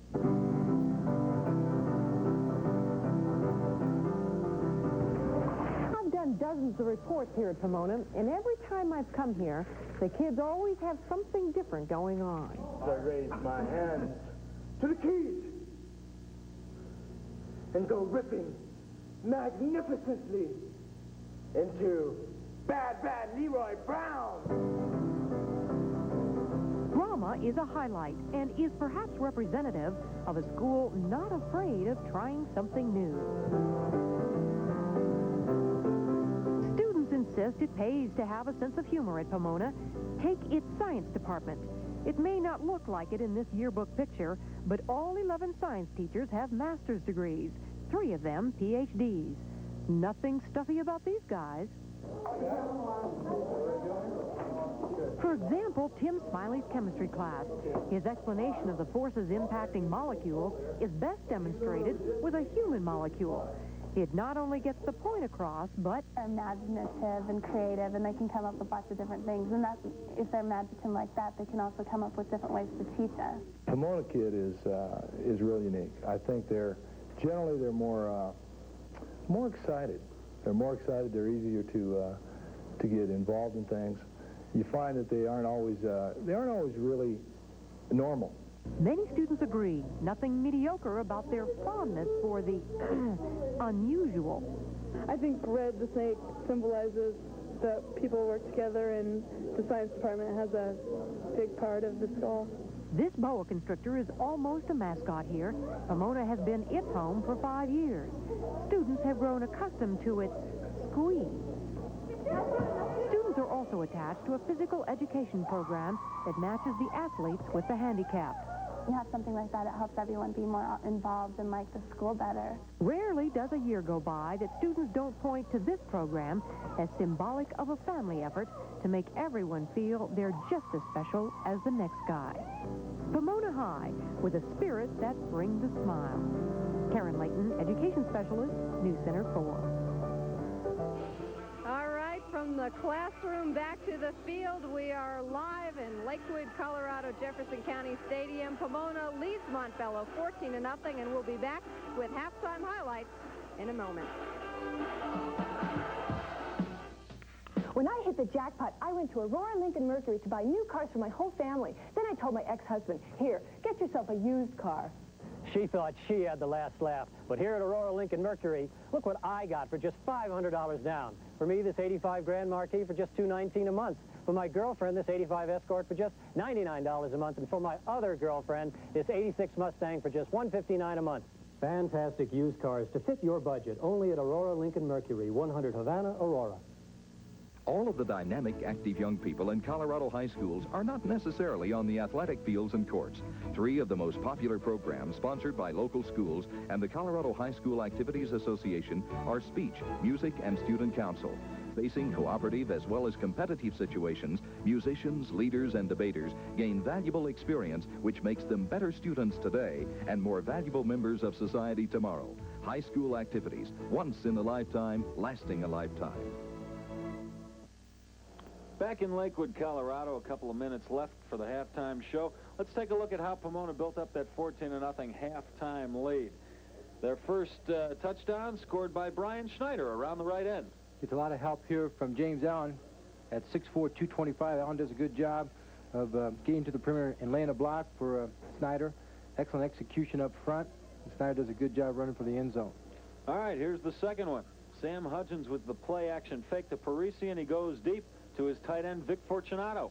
Fortunato does a good job of getting open. Hudgens does a good job on the play-action fake, getting set and delivering the football. They caught Montbello snapping a little bit after running the ball so successfully at him earlier in the game. All right, and the score now 14-0. Here's a look at a Montbello play on offense. That's Byron Henry taking it up the middle. One of the few times Montbello had a big gainer today, and it was early in the game, breaking a couple tackles here. Henry does a good job of hitting and spinning. The old running back drills coming into play there. One thing Montbello has going for the tailback, they've got a couple of burners in Byron Henry and Joey Turner. So anytime those kids can break one long and bring Montbello back into this ball game. Well, something we talked about earlier in the game is that the fact that even though Pomona hasn't scored every time, of course, they've had possession of the ball, as they've left Montbello in such poor field position every time that it really is tough to get started when you're in such deep negative territory. Right. Even when Pomona has to give up the ball, they're punting from the Montbello 40, the Montbello 30, putting Montbello deep. Exactly. All right, some halftime stats for you. Things look pretty even here, Dom. Actually, I tell you what's happened is Pomona's been some real big plays. You know, they've thrown the touchdown pass. They had a good run out of Snyder and an excellent block out of Allen on that tall switch. So basically what's happened is Pomona's controlled the ball, and they made a couple of big plays for the scores. 26, Montbello, 26. Well, Cherry Creek, of course, the favorite in Class 4A. The Bruins have 23 straight wins, and they've won 3 of the last 5 state titles. Fred Tassone has another powerhouse over at Cherry Creek this year. Pomona, of course, challenged Cherry Creek in the final last year, only to lose. Montbello, a team that gets to the playoffs perennially, but has never gotten past the first round, and right now they're struggling to get past the first round again. Something Coach Clack told me earlier in the week that I thought was, you know, kind of an eye-opener, and considering their philosophy. He felt that you had to be able to run the ball if you're going to get to the playoffs. But he thought to be totally successful, to win it all, you had to have passing capability, and I think that's maybe that's what the coach has in mind here. He's throwing the ball probably a little bit more than I suspected, certainly when you take into consideration the lead. So I think that they feel they've got to be a little more diversified, a little more balanced. Well, if you can pass the ball even a little on the high school level, you have an advantage, because not many teams do see the pass much. Let's go down to the field now to Marcia Neville with Montbello head coach Ben Gregory. All right, Ben Gregory, you must feel pretty good about only being down 14-0, but yet your offense hasn't been able to get that speed in motion. Well, we're having a tough time. Pomona's playing real tough defense on us. Hopefully we'll be able to get on track. We kind of bit the bullet the first half. We could be down a lot worse than we are. What'd you tell the guys at halftime as far as just being down those 14 points? That we're fortunate, and that this is going to give us an opportunity to hopefully get back in this game. We have to get together, play super this half. How about Otis Hamilton's situation? He's got dinged in the head, and he won't play anymore. And that's not good news for you. No, it's not, but we have to go on. All righty. We will see you and see what your team can do in the second half. Thank you, Ben. Thank you. Ben Gregory, the new head coach of the Montbello Warriors, coming out of Larry Tarver's successful program at Denver East High School, went off to grad school last year and back as head coach this time around. And yeah, he's a head coach in the state playoffs. We'll throw it back upstairs to Les and Dominic. Well, that's too bad to hear about Otis Hamilton. He's a senior, so if Montbello doesn't win this game, his high school career is over. And we'll be right back with the second half kickoff.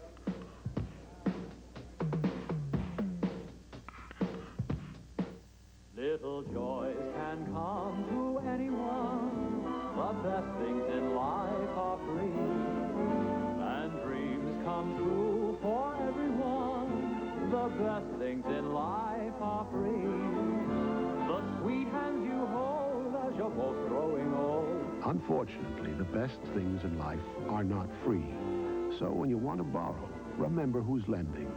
Call Central Banks, the better bankers. Riverside Baptist Church presents the annual production of Christmas in Colorado, a fully staged Christmas musical featuring a cast of over 200 people. Through the years, over 75,000 have enjoyed this heartwarming presentation.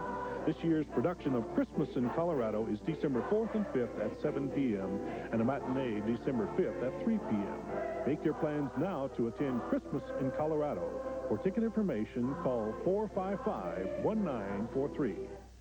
Dear Honda, I looked at your Prelude, but I bought the new Chevy Beretta. Why? Well, to start with, I like Beretta's fresh new styling, the extra room inside, and I really like Chevy's 6-year, 60,000-mile protection. But the bottom line, at my Greater Metro Chevy dealers, my Beretta's almost $3,000 less than your Prelude. I love my Beretta, and I love the $3,000 savings. See Jerry Roth in Lakewood, Century in Broomfield, Maxim in Inglewood, and Len Lyle in Aurora. Well, contrast in coaches here today. Gary Klatt for Pomona, Ben Gregory for Montbello. Two very different coaches, it seems, on the surface. But actually, Don, they're working towards the same thing, aren't they? Exactly. It's amazing, as you point out, they seem so different, but there's one characteristic that really came out as I talked to both of them through the week, is that these coaches absolutely care about their players. They really believe in communicating with their players. They know this is a difficult time, and they really care. And I think that's critical at the high school level, at any level. And that's what I was really impressed with them. You know, Coach Gregory and Coach Klatt. Coach Gregory has been successful at this point. He's 6-4, but he makes it to the playoffs in his first year, and Coach Klatt has won 3 conference championships. But they never forget the human element, and I think that's real important when you're a football coach, and particularly at the high school level. And I think that's a real credit to he and his staff, and I think that it exemplifies the fact that they're here. Oh, a good example of each also. Ben Gregory decided to spend his life as a guidance counselor, a student advisor, so you can see how much he cares about those kids. And on the other hand, Gary Klatt, an econ teacher, a typing teacher, an accounting teacher, loves to get the team together for family outings during the week. They all eat dinner together for one night a week. I know last year they called it junk food night. This year, maybe they're eating a little better, I hope. The kickoff goes to Pomona. That's number 24, John Waller on the return, gets it up to about the 29. By number 24, Waller. Stop made by... Well, first time we had an opportunity to see Montbello kick off. For Pomona. And Montbello hopes it's not the last time.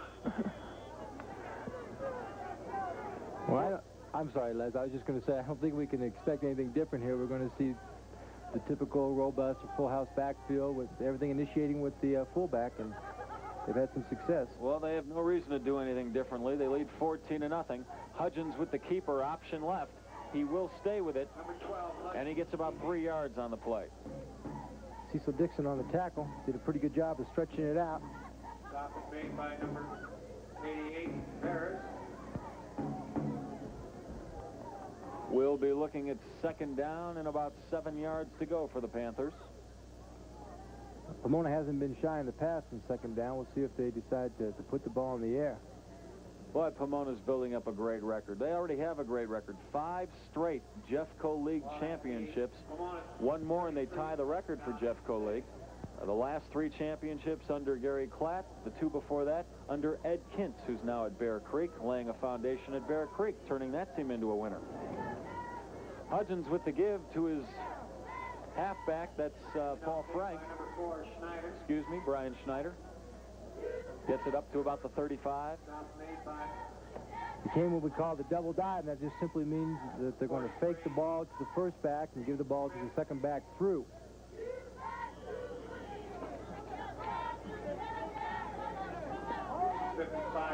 It'll be 3rd and 3 for Pomona. They're going with a single back right now.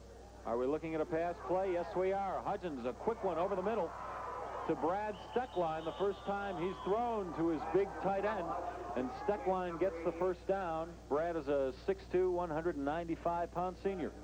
As you point out, Les, Pomona came in the spread formation, one back, little pop pass. Hudgens does a good job of throwing over the defenders, and Steckline does a good job of hauling it in. Incredible thing about Steckline, it's only the 2nd year he's played football on any level, and he's a first-team all-conference tight end.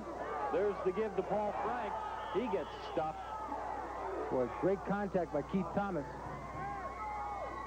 6 foot, 190-pound linebacker.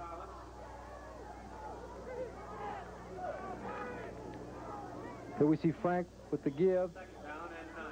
Just a great job of getting up in there in the seams by Thomas and Henry. Thomas, a 2nd-year starter. 2nd down, 9 yards to go for Pomona. The give goes to the first man through, Joe Parisi, up to the 49. Joe Parisi on a little inside trap, quick opener play. Parisi gained 5 yards, which isn't unusual for him. He averaged almost 6 yards a carry during the year. He was 2nd in the Jeffco League in rushing. 45 pass. 3rd down. Good athlete. Also, as you've seen, Pomona's punter. These backs are used to carrying the ball, that's for sure. 3rd and 4.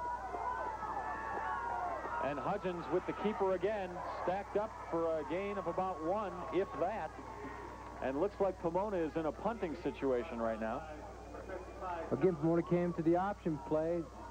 Last couple of times they have not had the kind of success that they had earlier.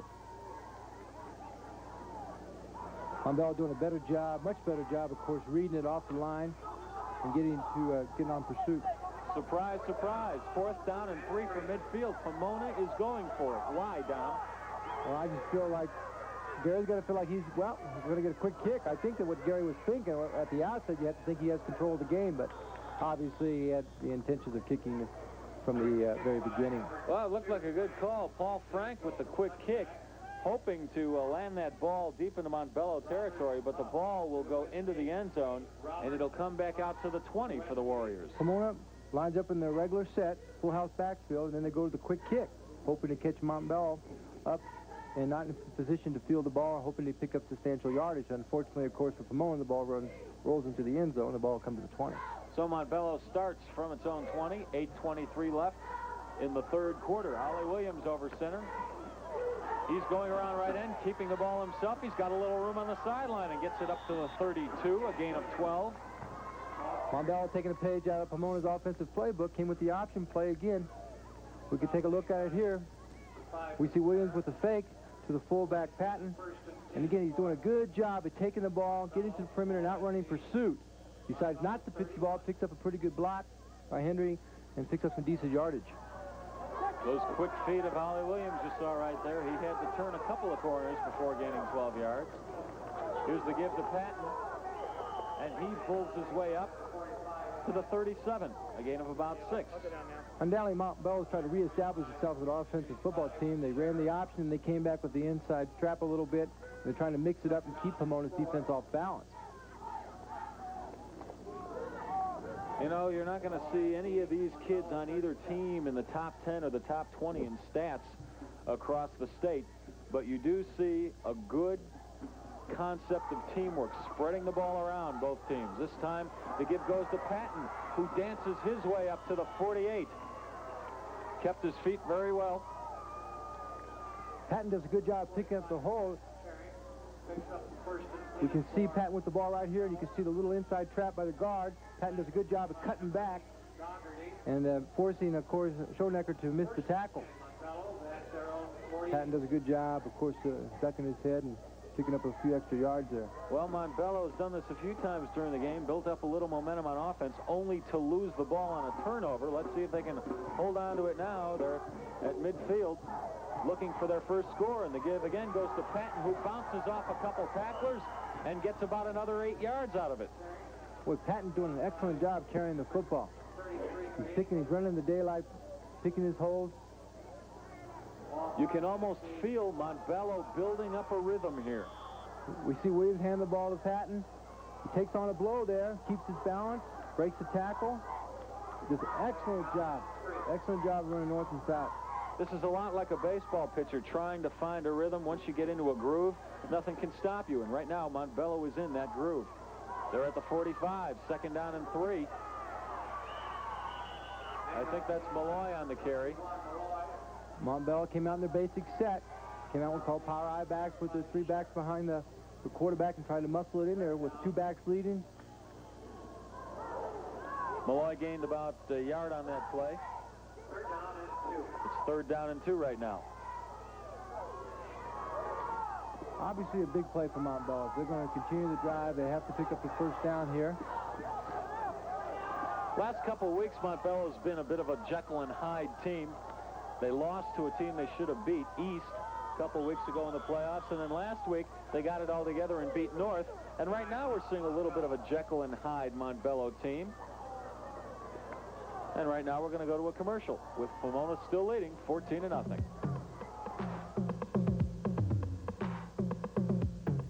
All of the dynamic, active young people in Colorado high schools are not necessarily on the athletic fields and courts. 3 of the most popular programs sponsored by local schools and the Colorado High School Activities Association are speech, music, and student council. Facing cooperative as well as competitive situations, musicians, leaders, and debaters gain valuable experience which makes them better students today and more valuable members of society tomorrow. High school activities, once in a lifetime, lasting a lifetime. I just hit the jackpot. Now I'm at Aurora Lincoln Mercury to buy everyone in my family a new car. What do I want? How about this Cougar or a Sable for just $229 a month? For my parents. Mom and Dad will love the new Grand Marquis for just $279 a month. And my teenage brother. This Tracer for just $139 a month. My ex-husband will probably want something too. How about a nice used car? At Aurora Lincoln Mercury, we've got something for everybody. 100 Havana in Aurora. Don't be surprised to see Montbello pull a trick play or two sometime during the course of this game, especially if they need to put some quick points on the board. You saw Pomona quick kick going into its bag of tricks. Montbello came up with a flea flicker pass to the quarterback, Ollie Williams, for a touchdown a couple of weeks ago. Right now you've got one man split wide. Ollie Williams, though, gives to his tailback. That's number 5, Joey Turner. Gets about 4 yards out of the play. And it's a first down for the Warriors. Critical play for Montbello. They had to pick up that first down, keep the momentum going, keep the drive going. It's real critical for them to muster up a touchdown here. They're going to stay in this thing. They're at Pomona's 41-yard line, their best shot at scoring yet.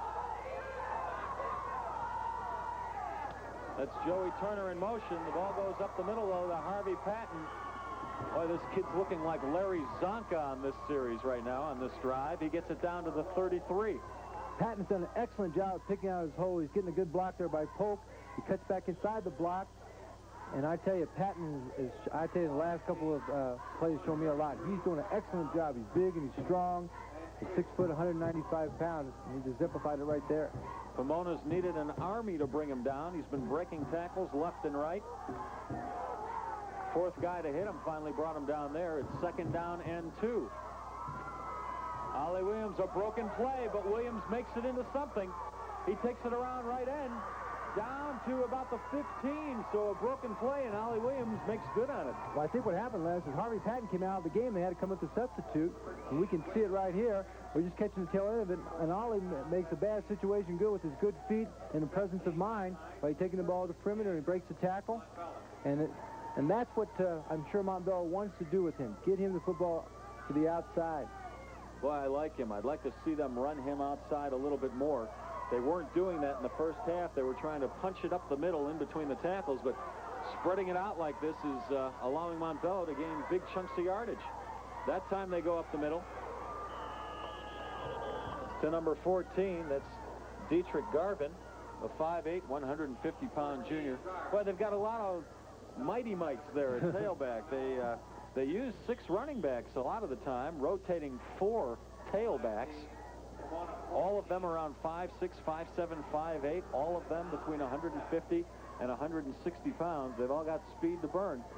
Now Patton's back in the game now. Let's see if we're going to call his number right off the bat here. 2nd down and 7, down on the Pomona 14-yard line.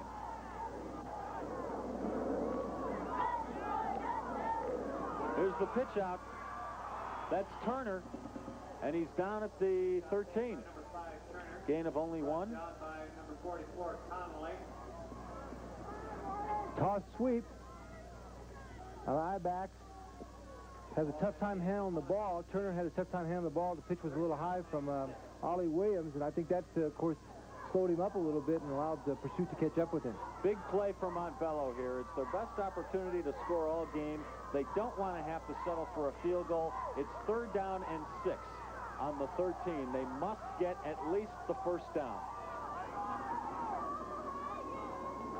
And Ollie Williams is going to throw, but he's got a great rush on him. He escapes it and then loses the ball out of bounds. What a shame for Montbello. Williams had a lot of room to roam. He probably would have gathered the first down had he held on to the ball.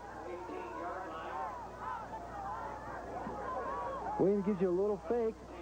Then he rolls out looking for a receiver and starts to get a little pressure there from Gutierrez. Decides to take the ball up the field and takes one of the hands off, the secure hand, and the ball just flies right out of his hand, out of bounds. And if you notice right there, there wasn't a black jersey in front of him between him and the end zone.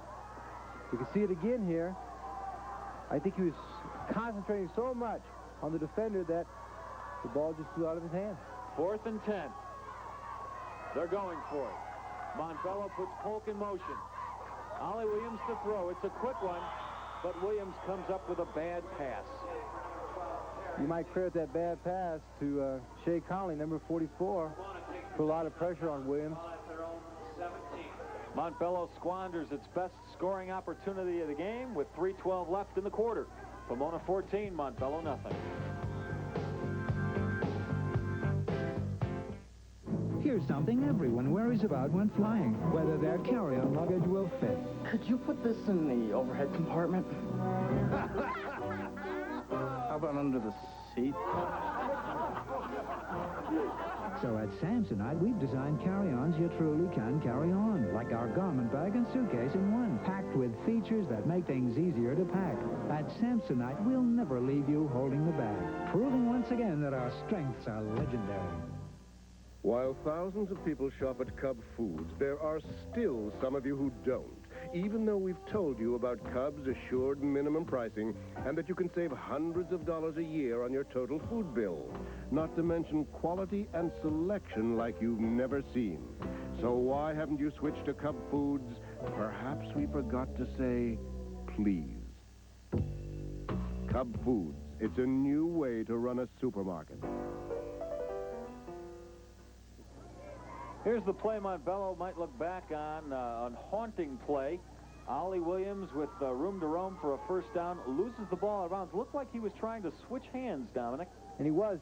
The idea here, of course, is you want to keep the ball on the outside away from the defender, and he decided to switch hands, and of course, in the switching process, lost control.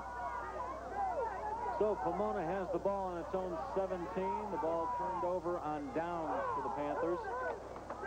They stay to the ground. The give goes to Parisi up the middle. Quick inside trap by Parisi. Pretty good job by Harvey Patton stepping in there. He's been a busy young man, carrying the football and playing linebacker for Montbello. About 3 yards for Parisi there, so it'll be 2nd and 7. We'll see if Gary will take a chance here and throw the ball in 2nd and long or go with the option play.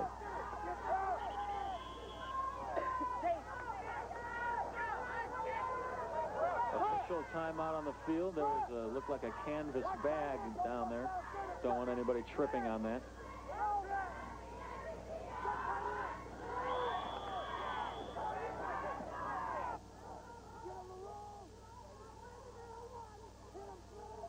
Montbello teammates exhorting their players on. The give goes to Parisi. He's going nowhere. Great initial contact by number 98, Bill Polk. The base fullback play with the halfback leading. You can't fool Polk too much. Bill Polk, a 6'3", 210-pound junior. He's a 4.0 student. So you got to wake up pretty early in the morning to get around Bill Polk. 2 minutes left in the third quarter. Pomona with a 3rd and 9. The pitch, and again, the same play. Paul Frank with the quick kick. This time it works to perfection. Look at the roll Pomona gets down to the 20-yard line. Montbello will be pinned back at its own 10-yard line. And we'll be right back.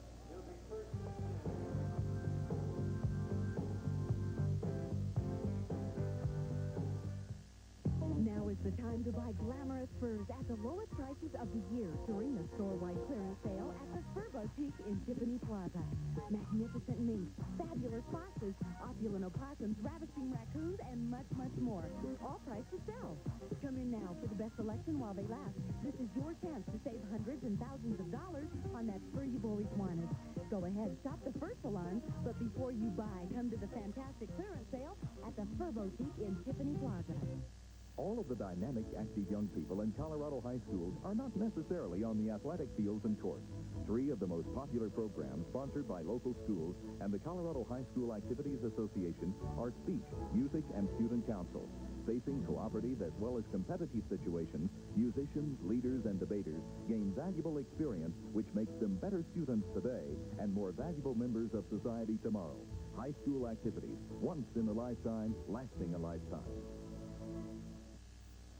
Well, for the second time today, Pomona trying to pin Montbello back deep in its own territory, comes up with a quick kick. It was 3rd down, and it worked very well, didn't it, Dominic? Okay, execute to perfection. I think it was a well-designed play, an excellent time to execute it. And I tell you from personal experience, I've suffered from this play. I know in the first round of the playoffs a few years back, Rocky Mountain was very good at executing this play, and we never could get decent field position because of it. So you see it quite often on the high school level. You bet. Montbello from its own 10. The give goes to number 14.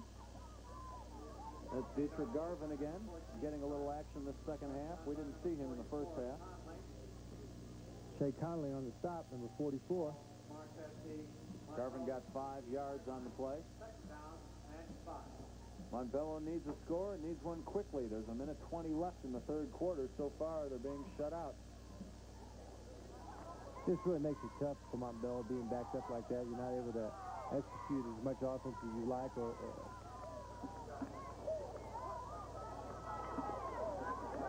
good goes to Henry. He's up to the 21. Again, Shea Connolly on the stop. He's been pretty active, made the last couple of tackles. This goes for a first down here. Just a straight dive. Do a good job of walling off the inside. Well, head coach Ben Gregory teaches his kids every day that life is just a series of challenges, and they're certainly being challenged today. Certainly are. First down for Montbello from their own 22. And it goes to Patton, who gets about 2 yards. Excellent job of stepping up by Conley, the two linebackers, Conley, number 44, and Gallegos, number 33. How long do you wait until you have to go to the air to get some points on the board, Dominic?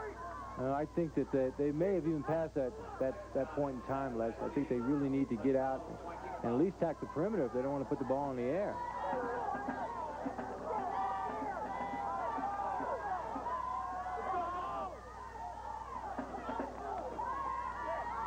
Another broken play. Williams makes something out of it again. Gets it to about the 31 before his forward progress is stopped. Gained about 6. Little boot action from Williams.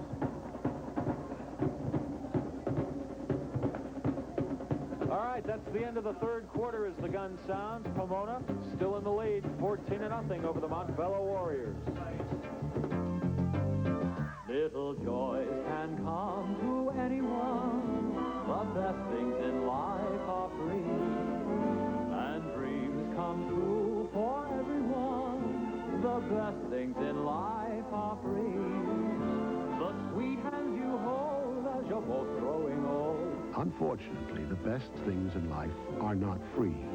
So when you want to borrow, remember who's lending. Call Central Banks, the better bankers. A question for Bronco Maniacs. Do you think you're the best fans in the country? Well, prove it. Sunday, November 22nd, the Broncos play those dastardly Raiders in L.A. Support your team by coming out to Mile High Stadium for Mile High Madness. Catch the action on the giant Diamond Vision scoreboard. Admission is free, and prizes will be given away, including a Bronco 2 from Big Mike Naughton Ford. Join KOA Radio at U Center 4 for Mile High Madness. Well, the Montbello band trying to spur on the Warriors. So far, though, not much luck. We're at Jeffco Stadium in Lakewood, a stadium that seats about 10,000 people if you want to cram them in. Not many people in the stands here today. The stadium was built in 1958. The east side stands, where Pomona's boosters are now sitting, put up in 1964. That's up the middle. For Montbello, that's Byron Henry. Gets to the 35 and picks up the first down. You know, Dominic, you might not know this, even though you've played here many, many times when you coached Northglenn, but they held the Olympic tryouts here for track and field in 1966. Gee, fun facts from Les. I wasn't even in the state in 1966. I'll make you feel old. I was only 10 years old then. Henry again, the ball carrier, gets it up to the 39-yard line, a gain of 4.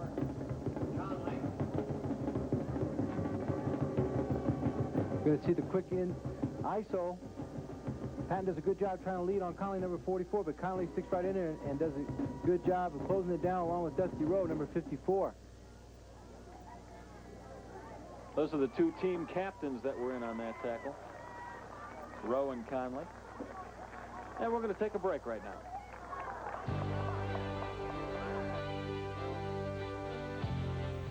I just hit the jackpot. Now I'm at Aurora Lincoln Mercury to buy everyone in my family a new car. What do I want? How about this Cougar or a Sable for just $229 a month? For my parents. Mom and Dad will love a new Grand Marquis for just $279 a month. And my teenage brother. This Tracer for just $139 a month. My ex-husband will probably want something, too. How about a nice used car? At Aurora Lincoln Mercury, we've got something for everybody. 100 Havana in Aurora. All of the dynamic, active young people in Colorado high schools are not necessarily on the athletic fields and courts. 3 of the most popular programs sponsored by local schools and the Colorado High School Activities Association are speech, music, and student council. Facing cooperative as well as competitive situations, musicians, leaders, and debaters gain valuable experience which makes them better students today and more valuable members of society tomorrow. High school activities, once in a lifetime, lasting a lifetime. Now you have a look at the Pomona Pom-Pom girls in their black and scarlet. Pomona with the ball, Montbello with the ball, 2nd and 6 on their own 39. And I believe that's Patton stacked up for a loss. Shane Rapola does an excellent job of getting penetration. That was Bill Polk on the carry, excuse me. Boy, Pomona's defense has played oh so well today, Les. They've just been superb. They're a hard-hitting, aggressive kind of football team. They've really negated Bill Polk today. Montbello's fine wingback. He's a big kid, 6'3", 210 pounds. Ben Gregory likes to call him his best all-around player. He's primarily a blocker. Nice pass. Ollie Williams to Polk right there. Maybe they better start utilizing Polk on the pass more than the run. Excellent reception. Polk has excellent height, 6'3", 210. Does a good job running around. We're going to see Williams scramble a little bit, deliver the ball over the top.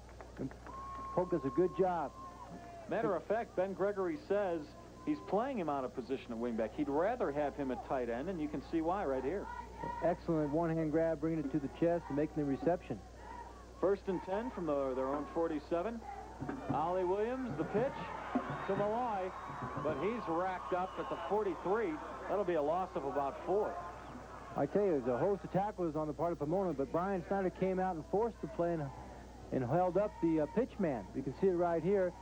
Gutierrez does a good job of playing, keeping the quarterback inside, and then you can see Snyder flying by it, and then Gutierrez on a tackle along with Connolly and a host of other Pomona tacklers.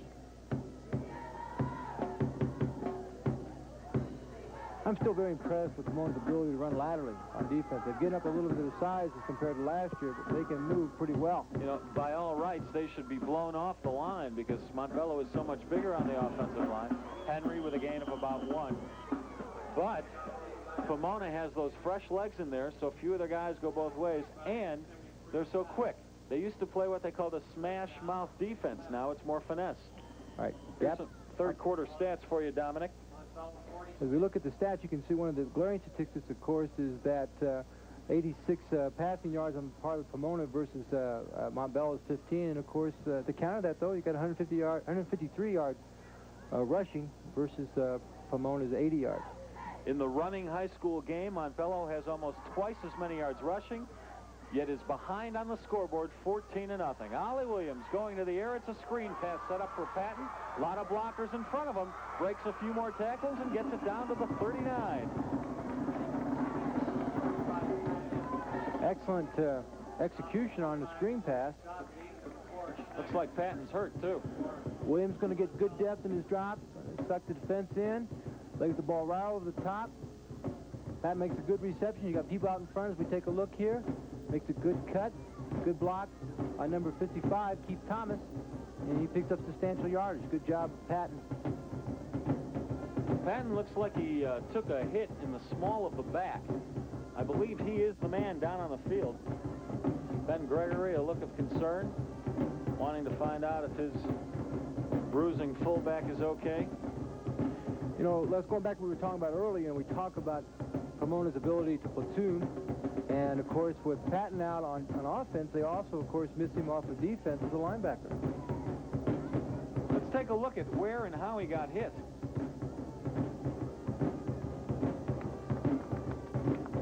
He did take a hit in the small of the back, fell on his right side. Right now, Mr. Patton is up. You've never met a Patton that didn't want to go back into war, did you, Dominic? Spencer Dockery, there was the young man from Pomona pulled him down, number 8. He looks okay to me. I'll tell you, the way he's rushing, Montbello needs him in there right now. He looks tired, doesn't he? Instead, he'll come to the sideline. Montbello has a 1st and 10 situation at the Pomona 39. Montbello averages 18 points a game. Right now, they're 18 points below that average. Ollie Williams with the give to tailback Joey Turner. He doesn't get much. Excellent job on the penetration by Shane Capola. Got good penetration and upended him.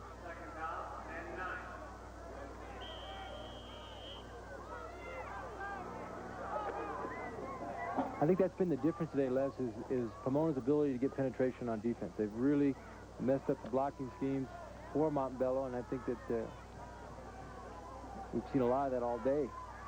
Montbello, one of 3 teams from the Denver Public League in this playoffs.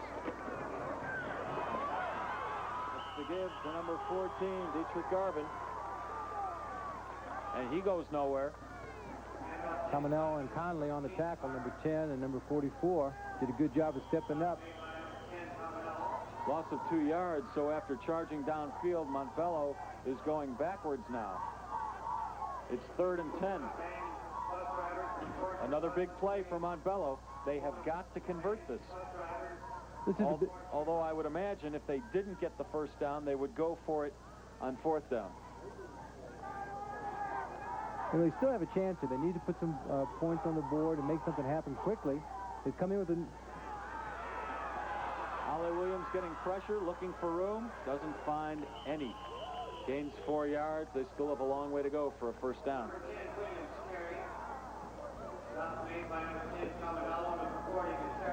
We see Williams dropping back. He's going to get flushed out of the pocket, pulls the ball down, does a good job of heading upfield looking for a place to run. And we see Caminello, number 10, coming up into the screen, and number 54, 54, Dusty Rowe, corralling him there. Well, Pomona figured them to pass, and they brought a couple of linebackers in to pressure Williams.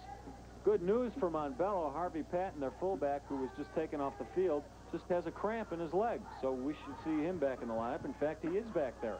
Ollie Williams going to pass, swings it out, intercepted by number 40. That's Rick Gutierrez. The 6-foot, 165-pound senior stops Montbello again. Gutierrez did a good job of reading right from the outset. We see the Williams dropping back in, looking off the defense. Makes an attempt to get the ball to Turner, and as I say, Gutierrez does a good job of reading right from the beginning development of the play and picks it off for the interception. It's look what I got, Ma. I think Ollie Williams just made a bad pass, led his player too far. The give for Pomona goes to Parisi. Doesn't get anywhere. Big blow to Montbello right there, that interception. You know, Don, you can always look back at a game and find 2 or 3 plays that turn the whole thing around. In this case, this play hurt them when Ollie Williams dropped the ball running around left end. That hurt them. And I think the biggest difference, the Sam Hudgens pass to Vic Fortunato that made it 14-0. Because there isn't a great discrepancy in yardage gain. Hudgens going to the air. He has number 22. That's Rudy Resendez, but Rudy could not hold on to the ball. A nice pass by Hudgens. I think Rudy, in a sense, the ball was forced out of his hand there at the very last by number 41, Brian Barnett. He had a shot. He kept his concentration here. Right. Right there, we see Resendez jumping the ball, and right at that very last, you're going to see number 41 again, Barnett pushing him out of bounds and forcing him to mishandle the ball, and of course, with the reception.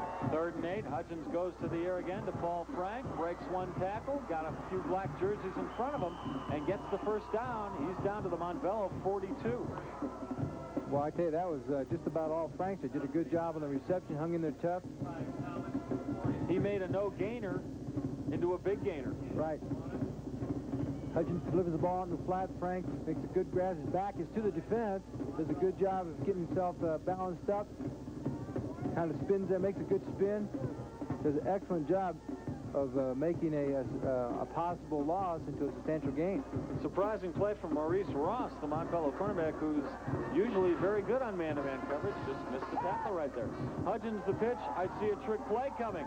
There it is. Oh, a great play by number 37, Edward Cooper, to break up what potentially was another touchdown for Pomona. Andre Strode wearing number 37. The reason we got the name wrong is because Strode was just brought up from the JV a couple of weeks ago to play free safety. We see Franks on the halfback pass. Excellent job. You see the ball being tipped away from number 88, Brad Steckline, at the very tail end of the play. Nice play by Andre Strode. It's 2nd and 10. Hudgens to pass again. Out to the flat. But Brian Snyder can't hold on. Pomona tried to flood the area that way. They cleared it with the wideout and then drug the back out of the backfield, Brian Snyder, into the flat, trying to clear out the area. Good thought. Are you surprised Pomona is going to the air so much with just 5 minutes left in the game and a 14-0 lead? Well, I talked to Gary Klatt, their head coach, earlier in the week, and he told me that he felt that to get to the playoffs, you have to run the football. But if you're going to be successful through the playoffs, you have to have the ability to throw the ball, and I think they're going to take this opportunity to work on that and capitalize on it. Well, are you saying then that Pomona believes it has the game well in hand and now is just working for the future? No, not at all. That's what I'm saying is that they feel like if they are going to develop knockout punch capability, it's going to have to come with the passing game. And I think that's what they're trying to do here, is develop a little more of a balanced attack. Well, I think we're on the same wavelength. They are working towards their next playoff game. Right. I think that they're working to work their way through the playoff, but I don't think it's because they've got this, they feel necessarily they got this game in hand. I think they want to deliver the knockout punch, certainly. Parisi back to punt for Pomona. It's blocked. It looked like Bill Polk on the block, and the ball goes out of bounds. Montbello should get it around their own 44. So with 4:34 left in the game, Pomona still clinging to a 14-0 lead. All of the dynamic, active young people in Colorado high schools are not necessarily on the athletic fields and courts. 3 of the most popular programs sponsored by local schools and the Colorado High School Activities Association are speech, music, and student council. Facing cooperative as well as competitive situations, musicians, leaders, and debaters gain valuable experience which makes them better students today and more valuable members of society tomorrow. High school activities, once in a lifetime, lasting a lifetime. 2 good reasons why people shop at Soundtrack. Sony.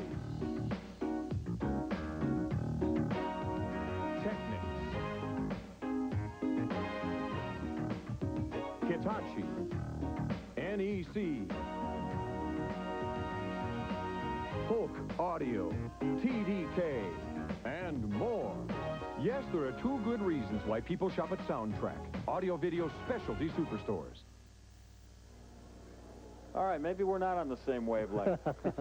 You think Pomona still feels they're in a ball game. You bet. But you think they're trying to deliver the knockout punch. Exactly. All right, I feel they're not a great passing team. They're running the risk of getting picked off, Montbello returning an interception, and allowing the Warriors back in the game. Why not just sit on the ball and run it?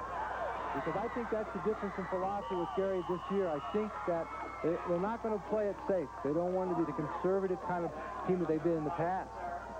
Ollie Williams doing what he's done best so far today, running the ball himself. He gained about 10 yards here. He's been a man on the run all day. He's got flushed out of the pocket again, and you can see him taking a tremendous hit by number 5, Becerro. But Ollie's been busy back there, scrambling for his life. 1st and 10 from the Pomona 46. This is a must-score situation. But Montbello continues to go up the middle to the 42-yard line. A gain of 4. Shane Rapola, again, number 77 on the stop. Hey, Montbello has to go to the air, and they have to go to the air now. I hate to question Ben Gregory, but you're not going to make up 14 points quick running it up the middle, especially when you haven't been all that effective doing it during the day. You know, I tell you something, Les, you brought up a good question, but I tell you what happens, and I've had that, that kind of situation happen where people say, why don't they throw? But, you know, if it's a situation where you haven't worked on it and you don't have confidence, and maybe you just don't have the capability. If your kids don't have the capability, it's really tough to break out. Going deep. But the ball falls incomplete. That pass was intended for Keith Bourget. He's fast. He has decent hands. He just didn't really have a chance to catch this one. Again, we see Williams driving back, and he lets it fly. And the ball is just overthrown. Just out of the reach of Bourget. Not your picture-perfect spiral, but then again, Billy Kilmer did okay throwing those wounded ducks, didn't he? Not a tight one, right. We even see those once in a while from John Elway.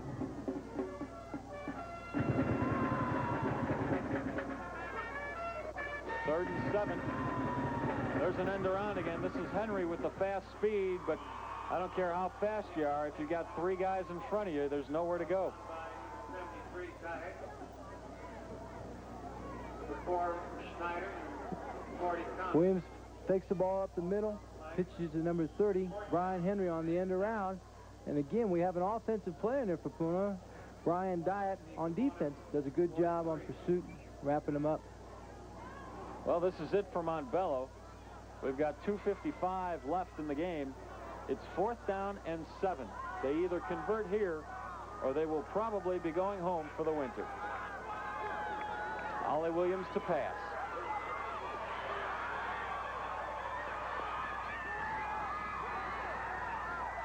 Oh, out of the hands of number 17.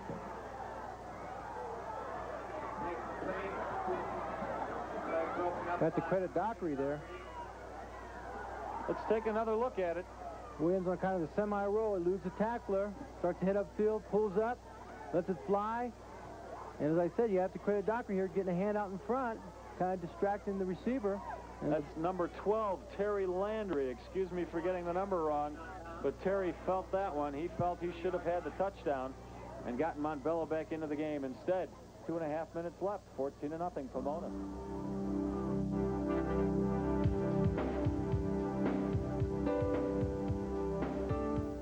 Excuse me, sir. I see you get the Denver Post delivered. Do you get it every morning? Sure. Where else can you get better sports coverage, or exciting features, or business updates? Sort of brings it all to life, huh? Yeah. Better yet, I got a special deal. Really? If you subscribe to the Denver Post for 85 cents a week, they'll deliver the Sunday Denver Post free. And that's packed with TV Cable Week and Contemporary Magazine. More sports, great bargains, terrific classifieds, real estate. Oh, and this, USA Weekend Magazine. And you get all this in the Post? Nowhere else. Gee whiz, 85 cents a week, free Denver Post Sunday paper, delivered. What more do you want? My own subscription. So call right now. Toll free, 221-2100. Do you want to use my phone? 800-221-2100. Come on in. Thanks, I'll call right now. That's easy. You know, your wife must be very understanding. Subscribe now. Call 1-800-221-2100. Well, Landry Terry is probably going to have some nightmares. He felt he should have had this ball and gotten his Montbello team back in the game. Dominic, how did it look to you? Well, I think exactly as you called it, Les. You know, you have a chance for a big play in a playoff game. You want to make it. In all fairness to the young man, though, Dockery, number 8 for Pomona, does a pretty good job. Did a pretty good job of coming across and sticking a hand up, and I think distracted the young man from the ball. Well, Spencer Doherty, no stranger to pass defense. He intercepted 7 last year and 3 this year. I would imagine Pomona's just going to run out the clock here, keep the ball on the ground. Not a bad way to run it out either. That's Paul Frank with a big gainer. Frank, the ball carrier. Shot made by number 41, Burnett. 1st and 10, Pomona. Just a base play for Pomona to Frank. Just the off-tackle dive. Frank does a good job of breaking it to the outside and tries to cut back, but kind of loses his footage and his balance and is wrestled to the ground. Why do you call it a dive play? I understand the off-tackle, but why a dive? He didn't dive.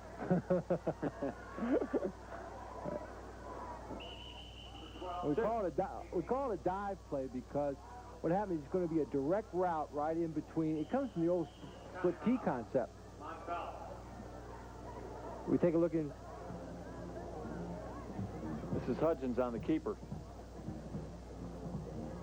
Looks like a little bit of a face mask there. Yeah, but he was in a pile, so the referees, the officials didn't see it.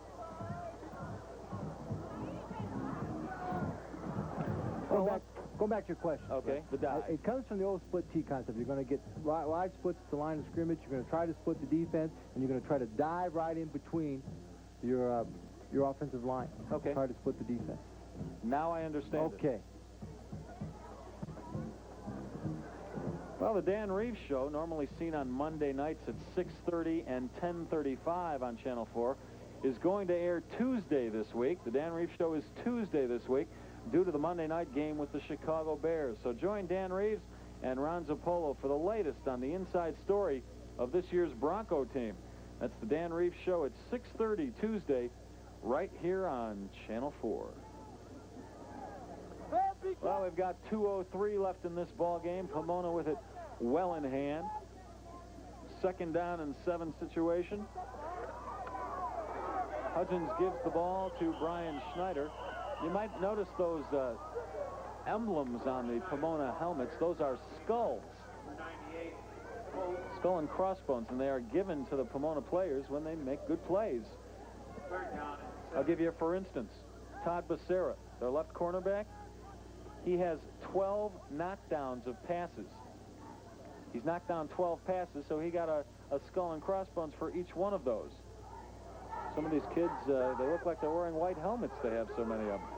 It's a motivational factor for the kids. Whatever happened to the old turkeys on Thanksgiving? Little gold turkeys or gold stars. We saw Snyder carrying the ball. You know, he had a big game last week against Lakewood. He had 2 interceptions and a fumble and rushed for 100 yards. So he's a quality young man. Plus going, you know, obviously going both ways. Well, we mentioned how many teams from the Denver Public League are in the playoffs. It'll be down to 2 after this game. From the Jeffco League, you have 4 teams. Pomona, Lakewood, who lost last night, Alameda, and Arvada West. And, of course, a number of other games going on today, 4A, 3A, 2A, right on down the line. We'll have all the results for you and the highlights on News Center 4 today at 5 o'clock. And at 10 o'clock, I believe, Marcia will be putting all those together for you on the news.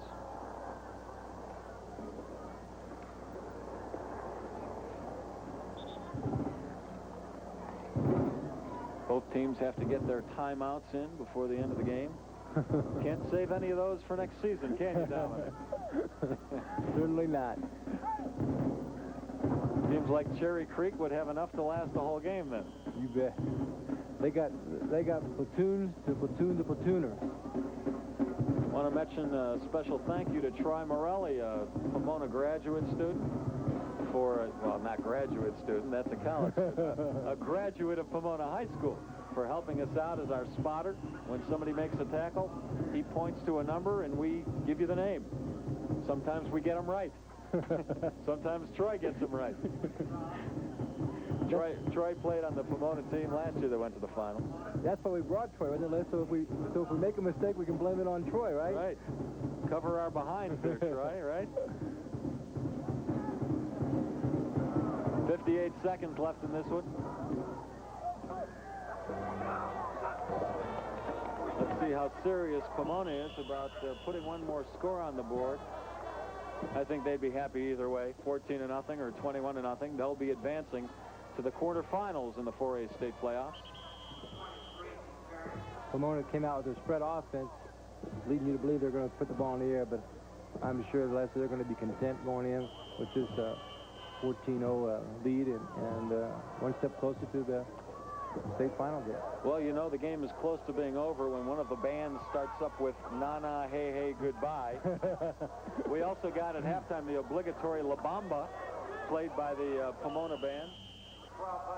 I don't think a day goes by now. An hour goes by where we don't hear La Bamba somewhere. In fact, my year-and-a-half-old kid, Jesse, one of the first words out of his mouth was La Bamba, right after Yabba Dabba Doo. We teach him all the highly sophisticated phrases. And the Pomona crowd counts down to another victory. 14 for Pomona, 0 for Montbello. the Pomona Panthers will be advancing to the Class 4A quarterfinals. The coaches exchanging handshakes at the middle of the field. Ben Gregory, despite a loss in the first round of the playoffs, a very successful first-year coaching in high school, took his Montbello Warriors to a 6-4 record. Well, he's got a little work to do. I think he'd love to have a few more kids on the roster for Montbello. It's not as big a school as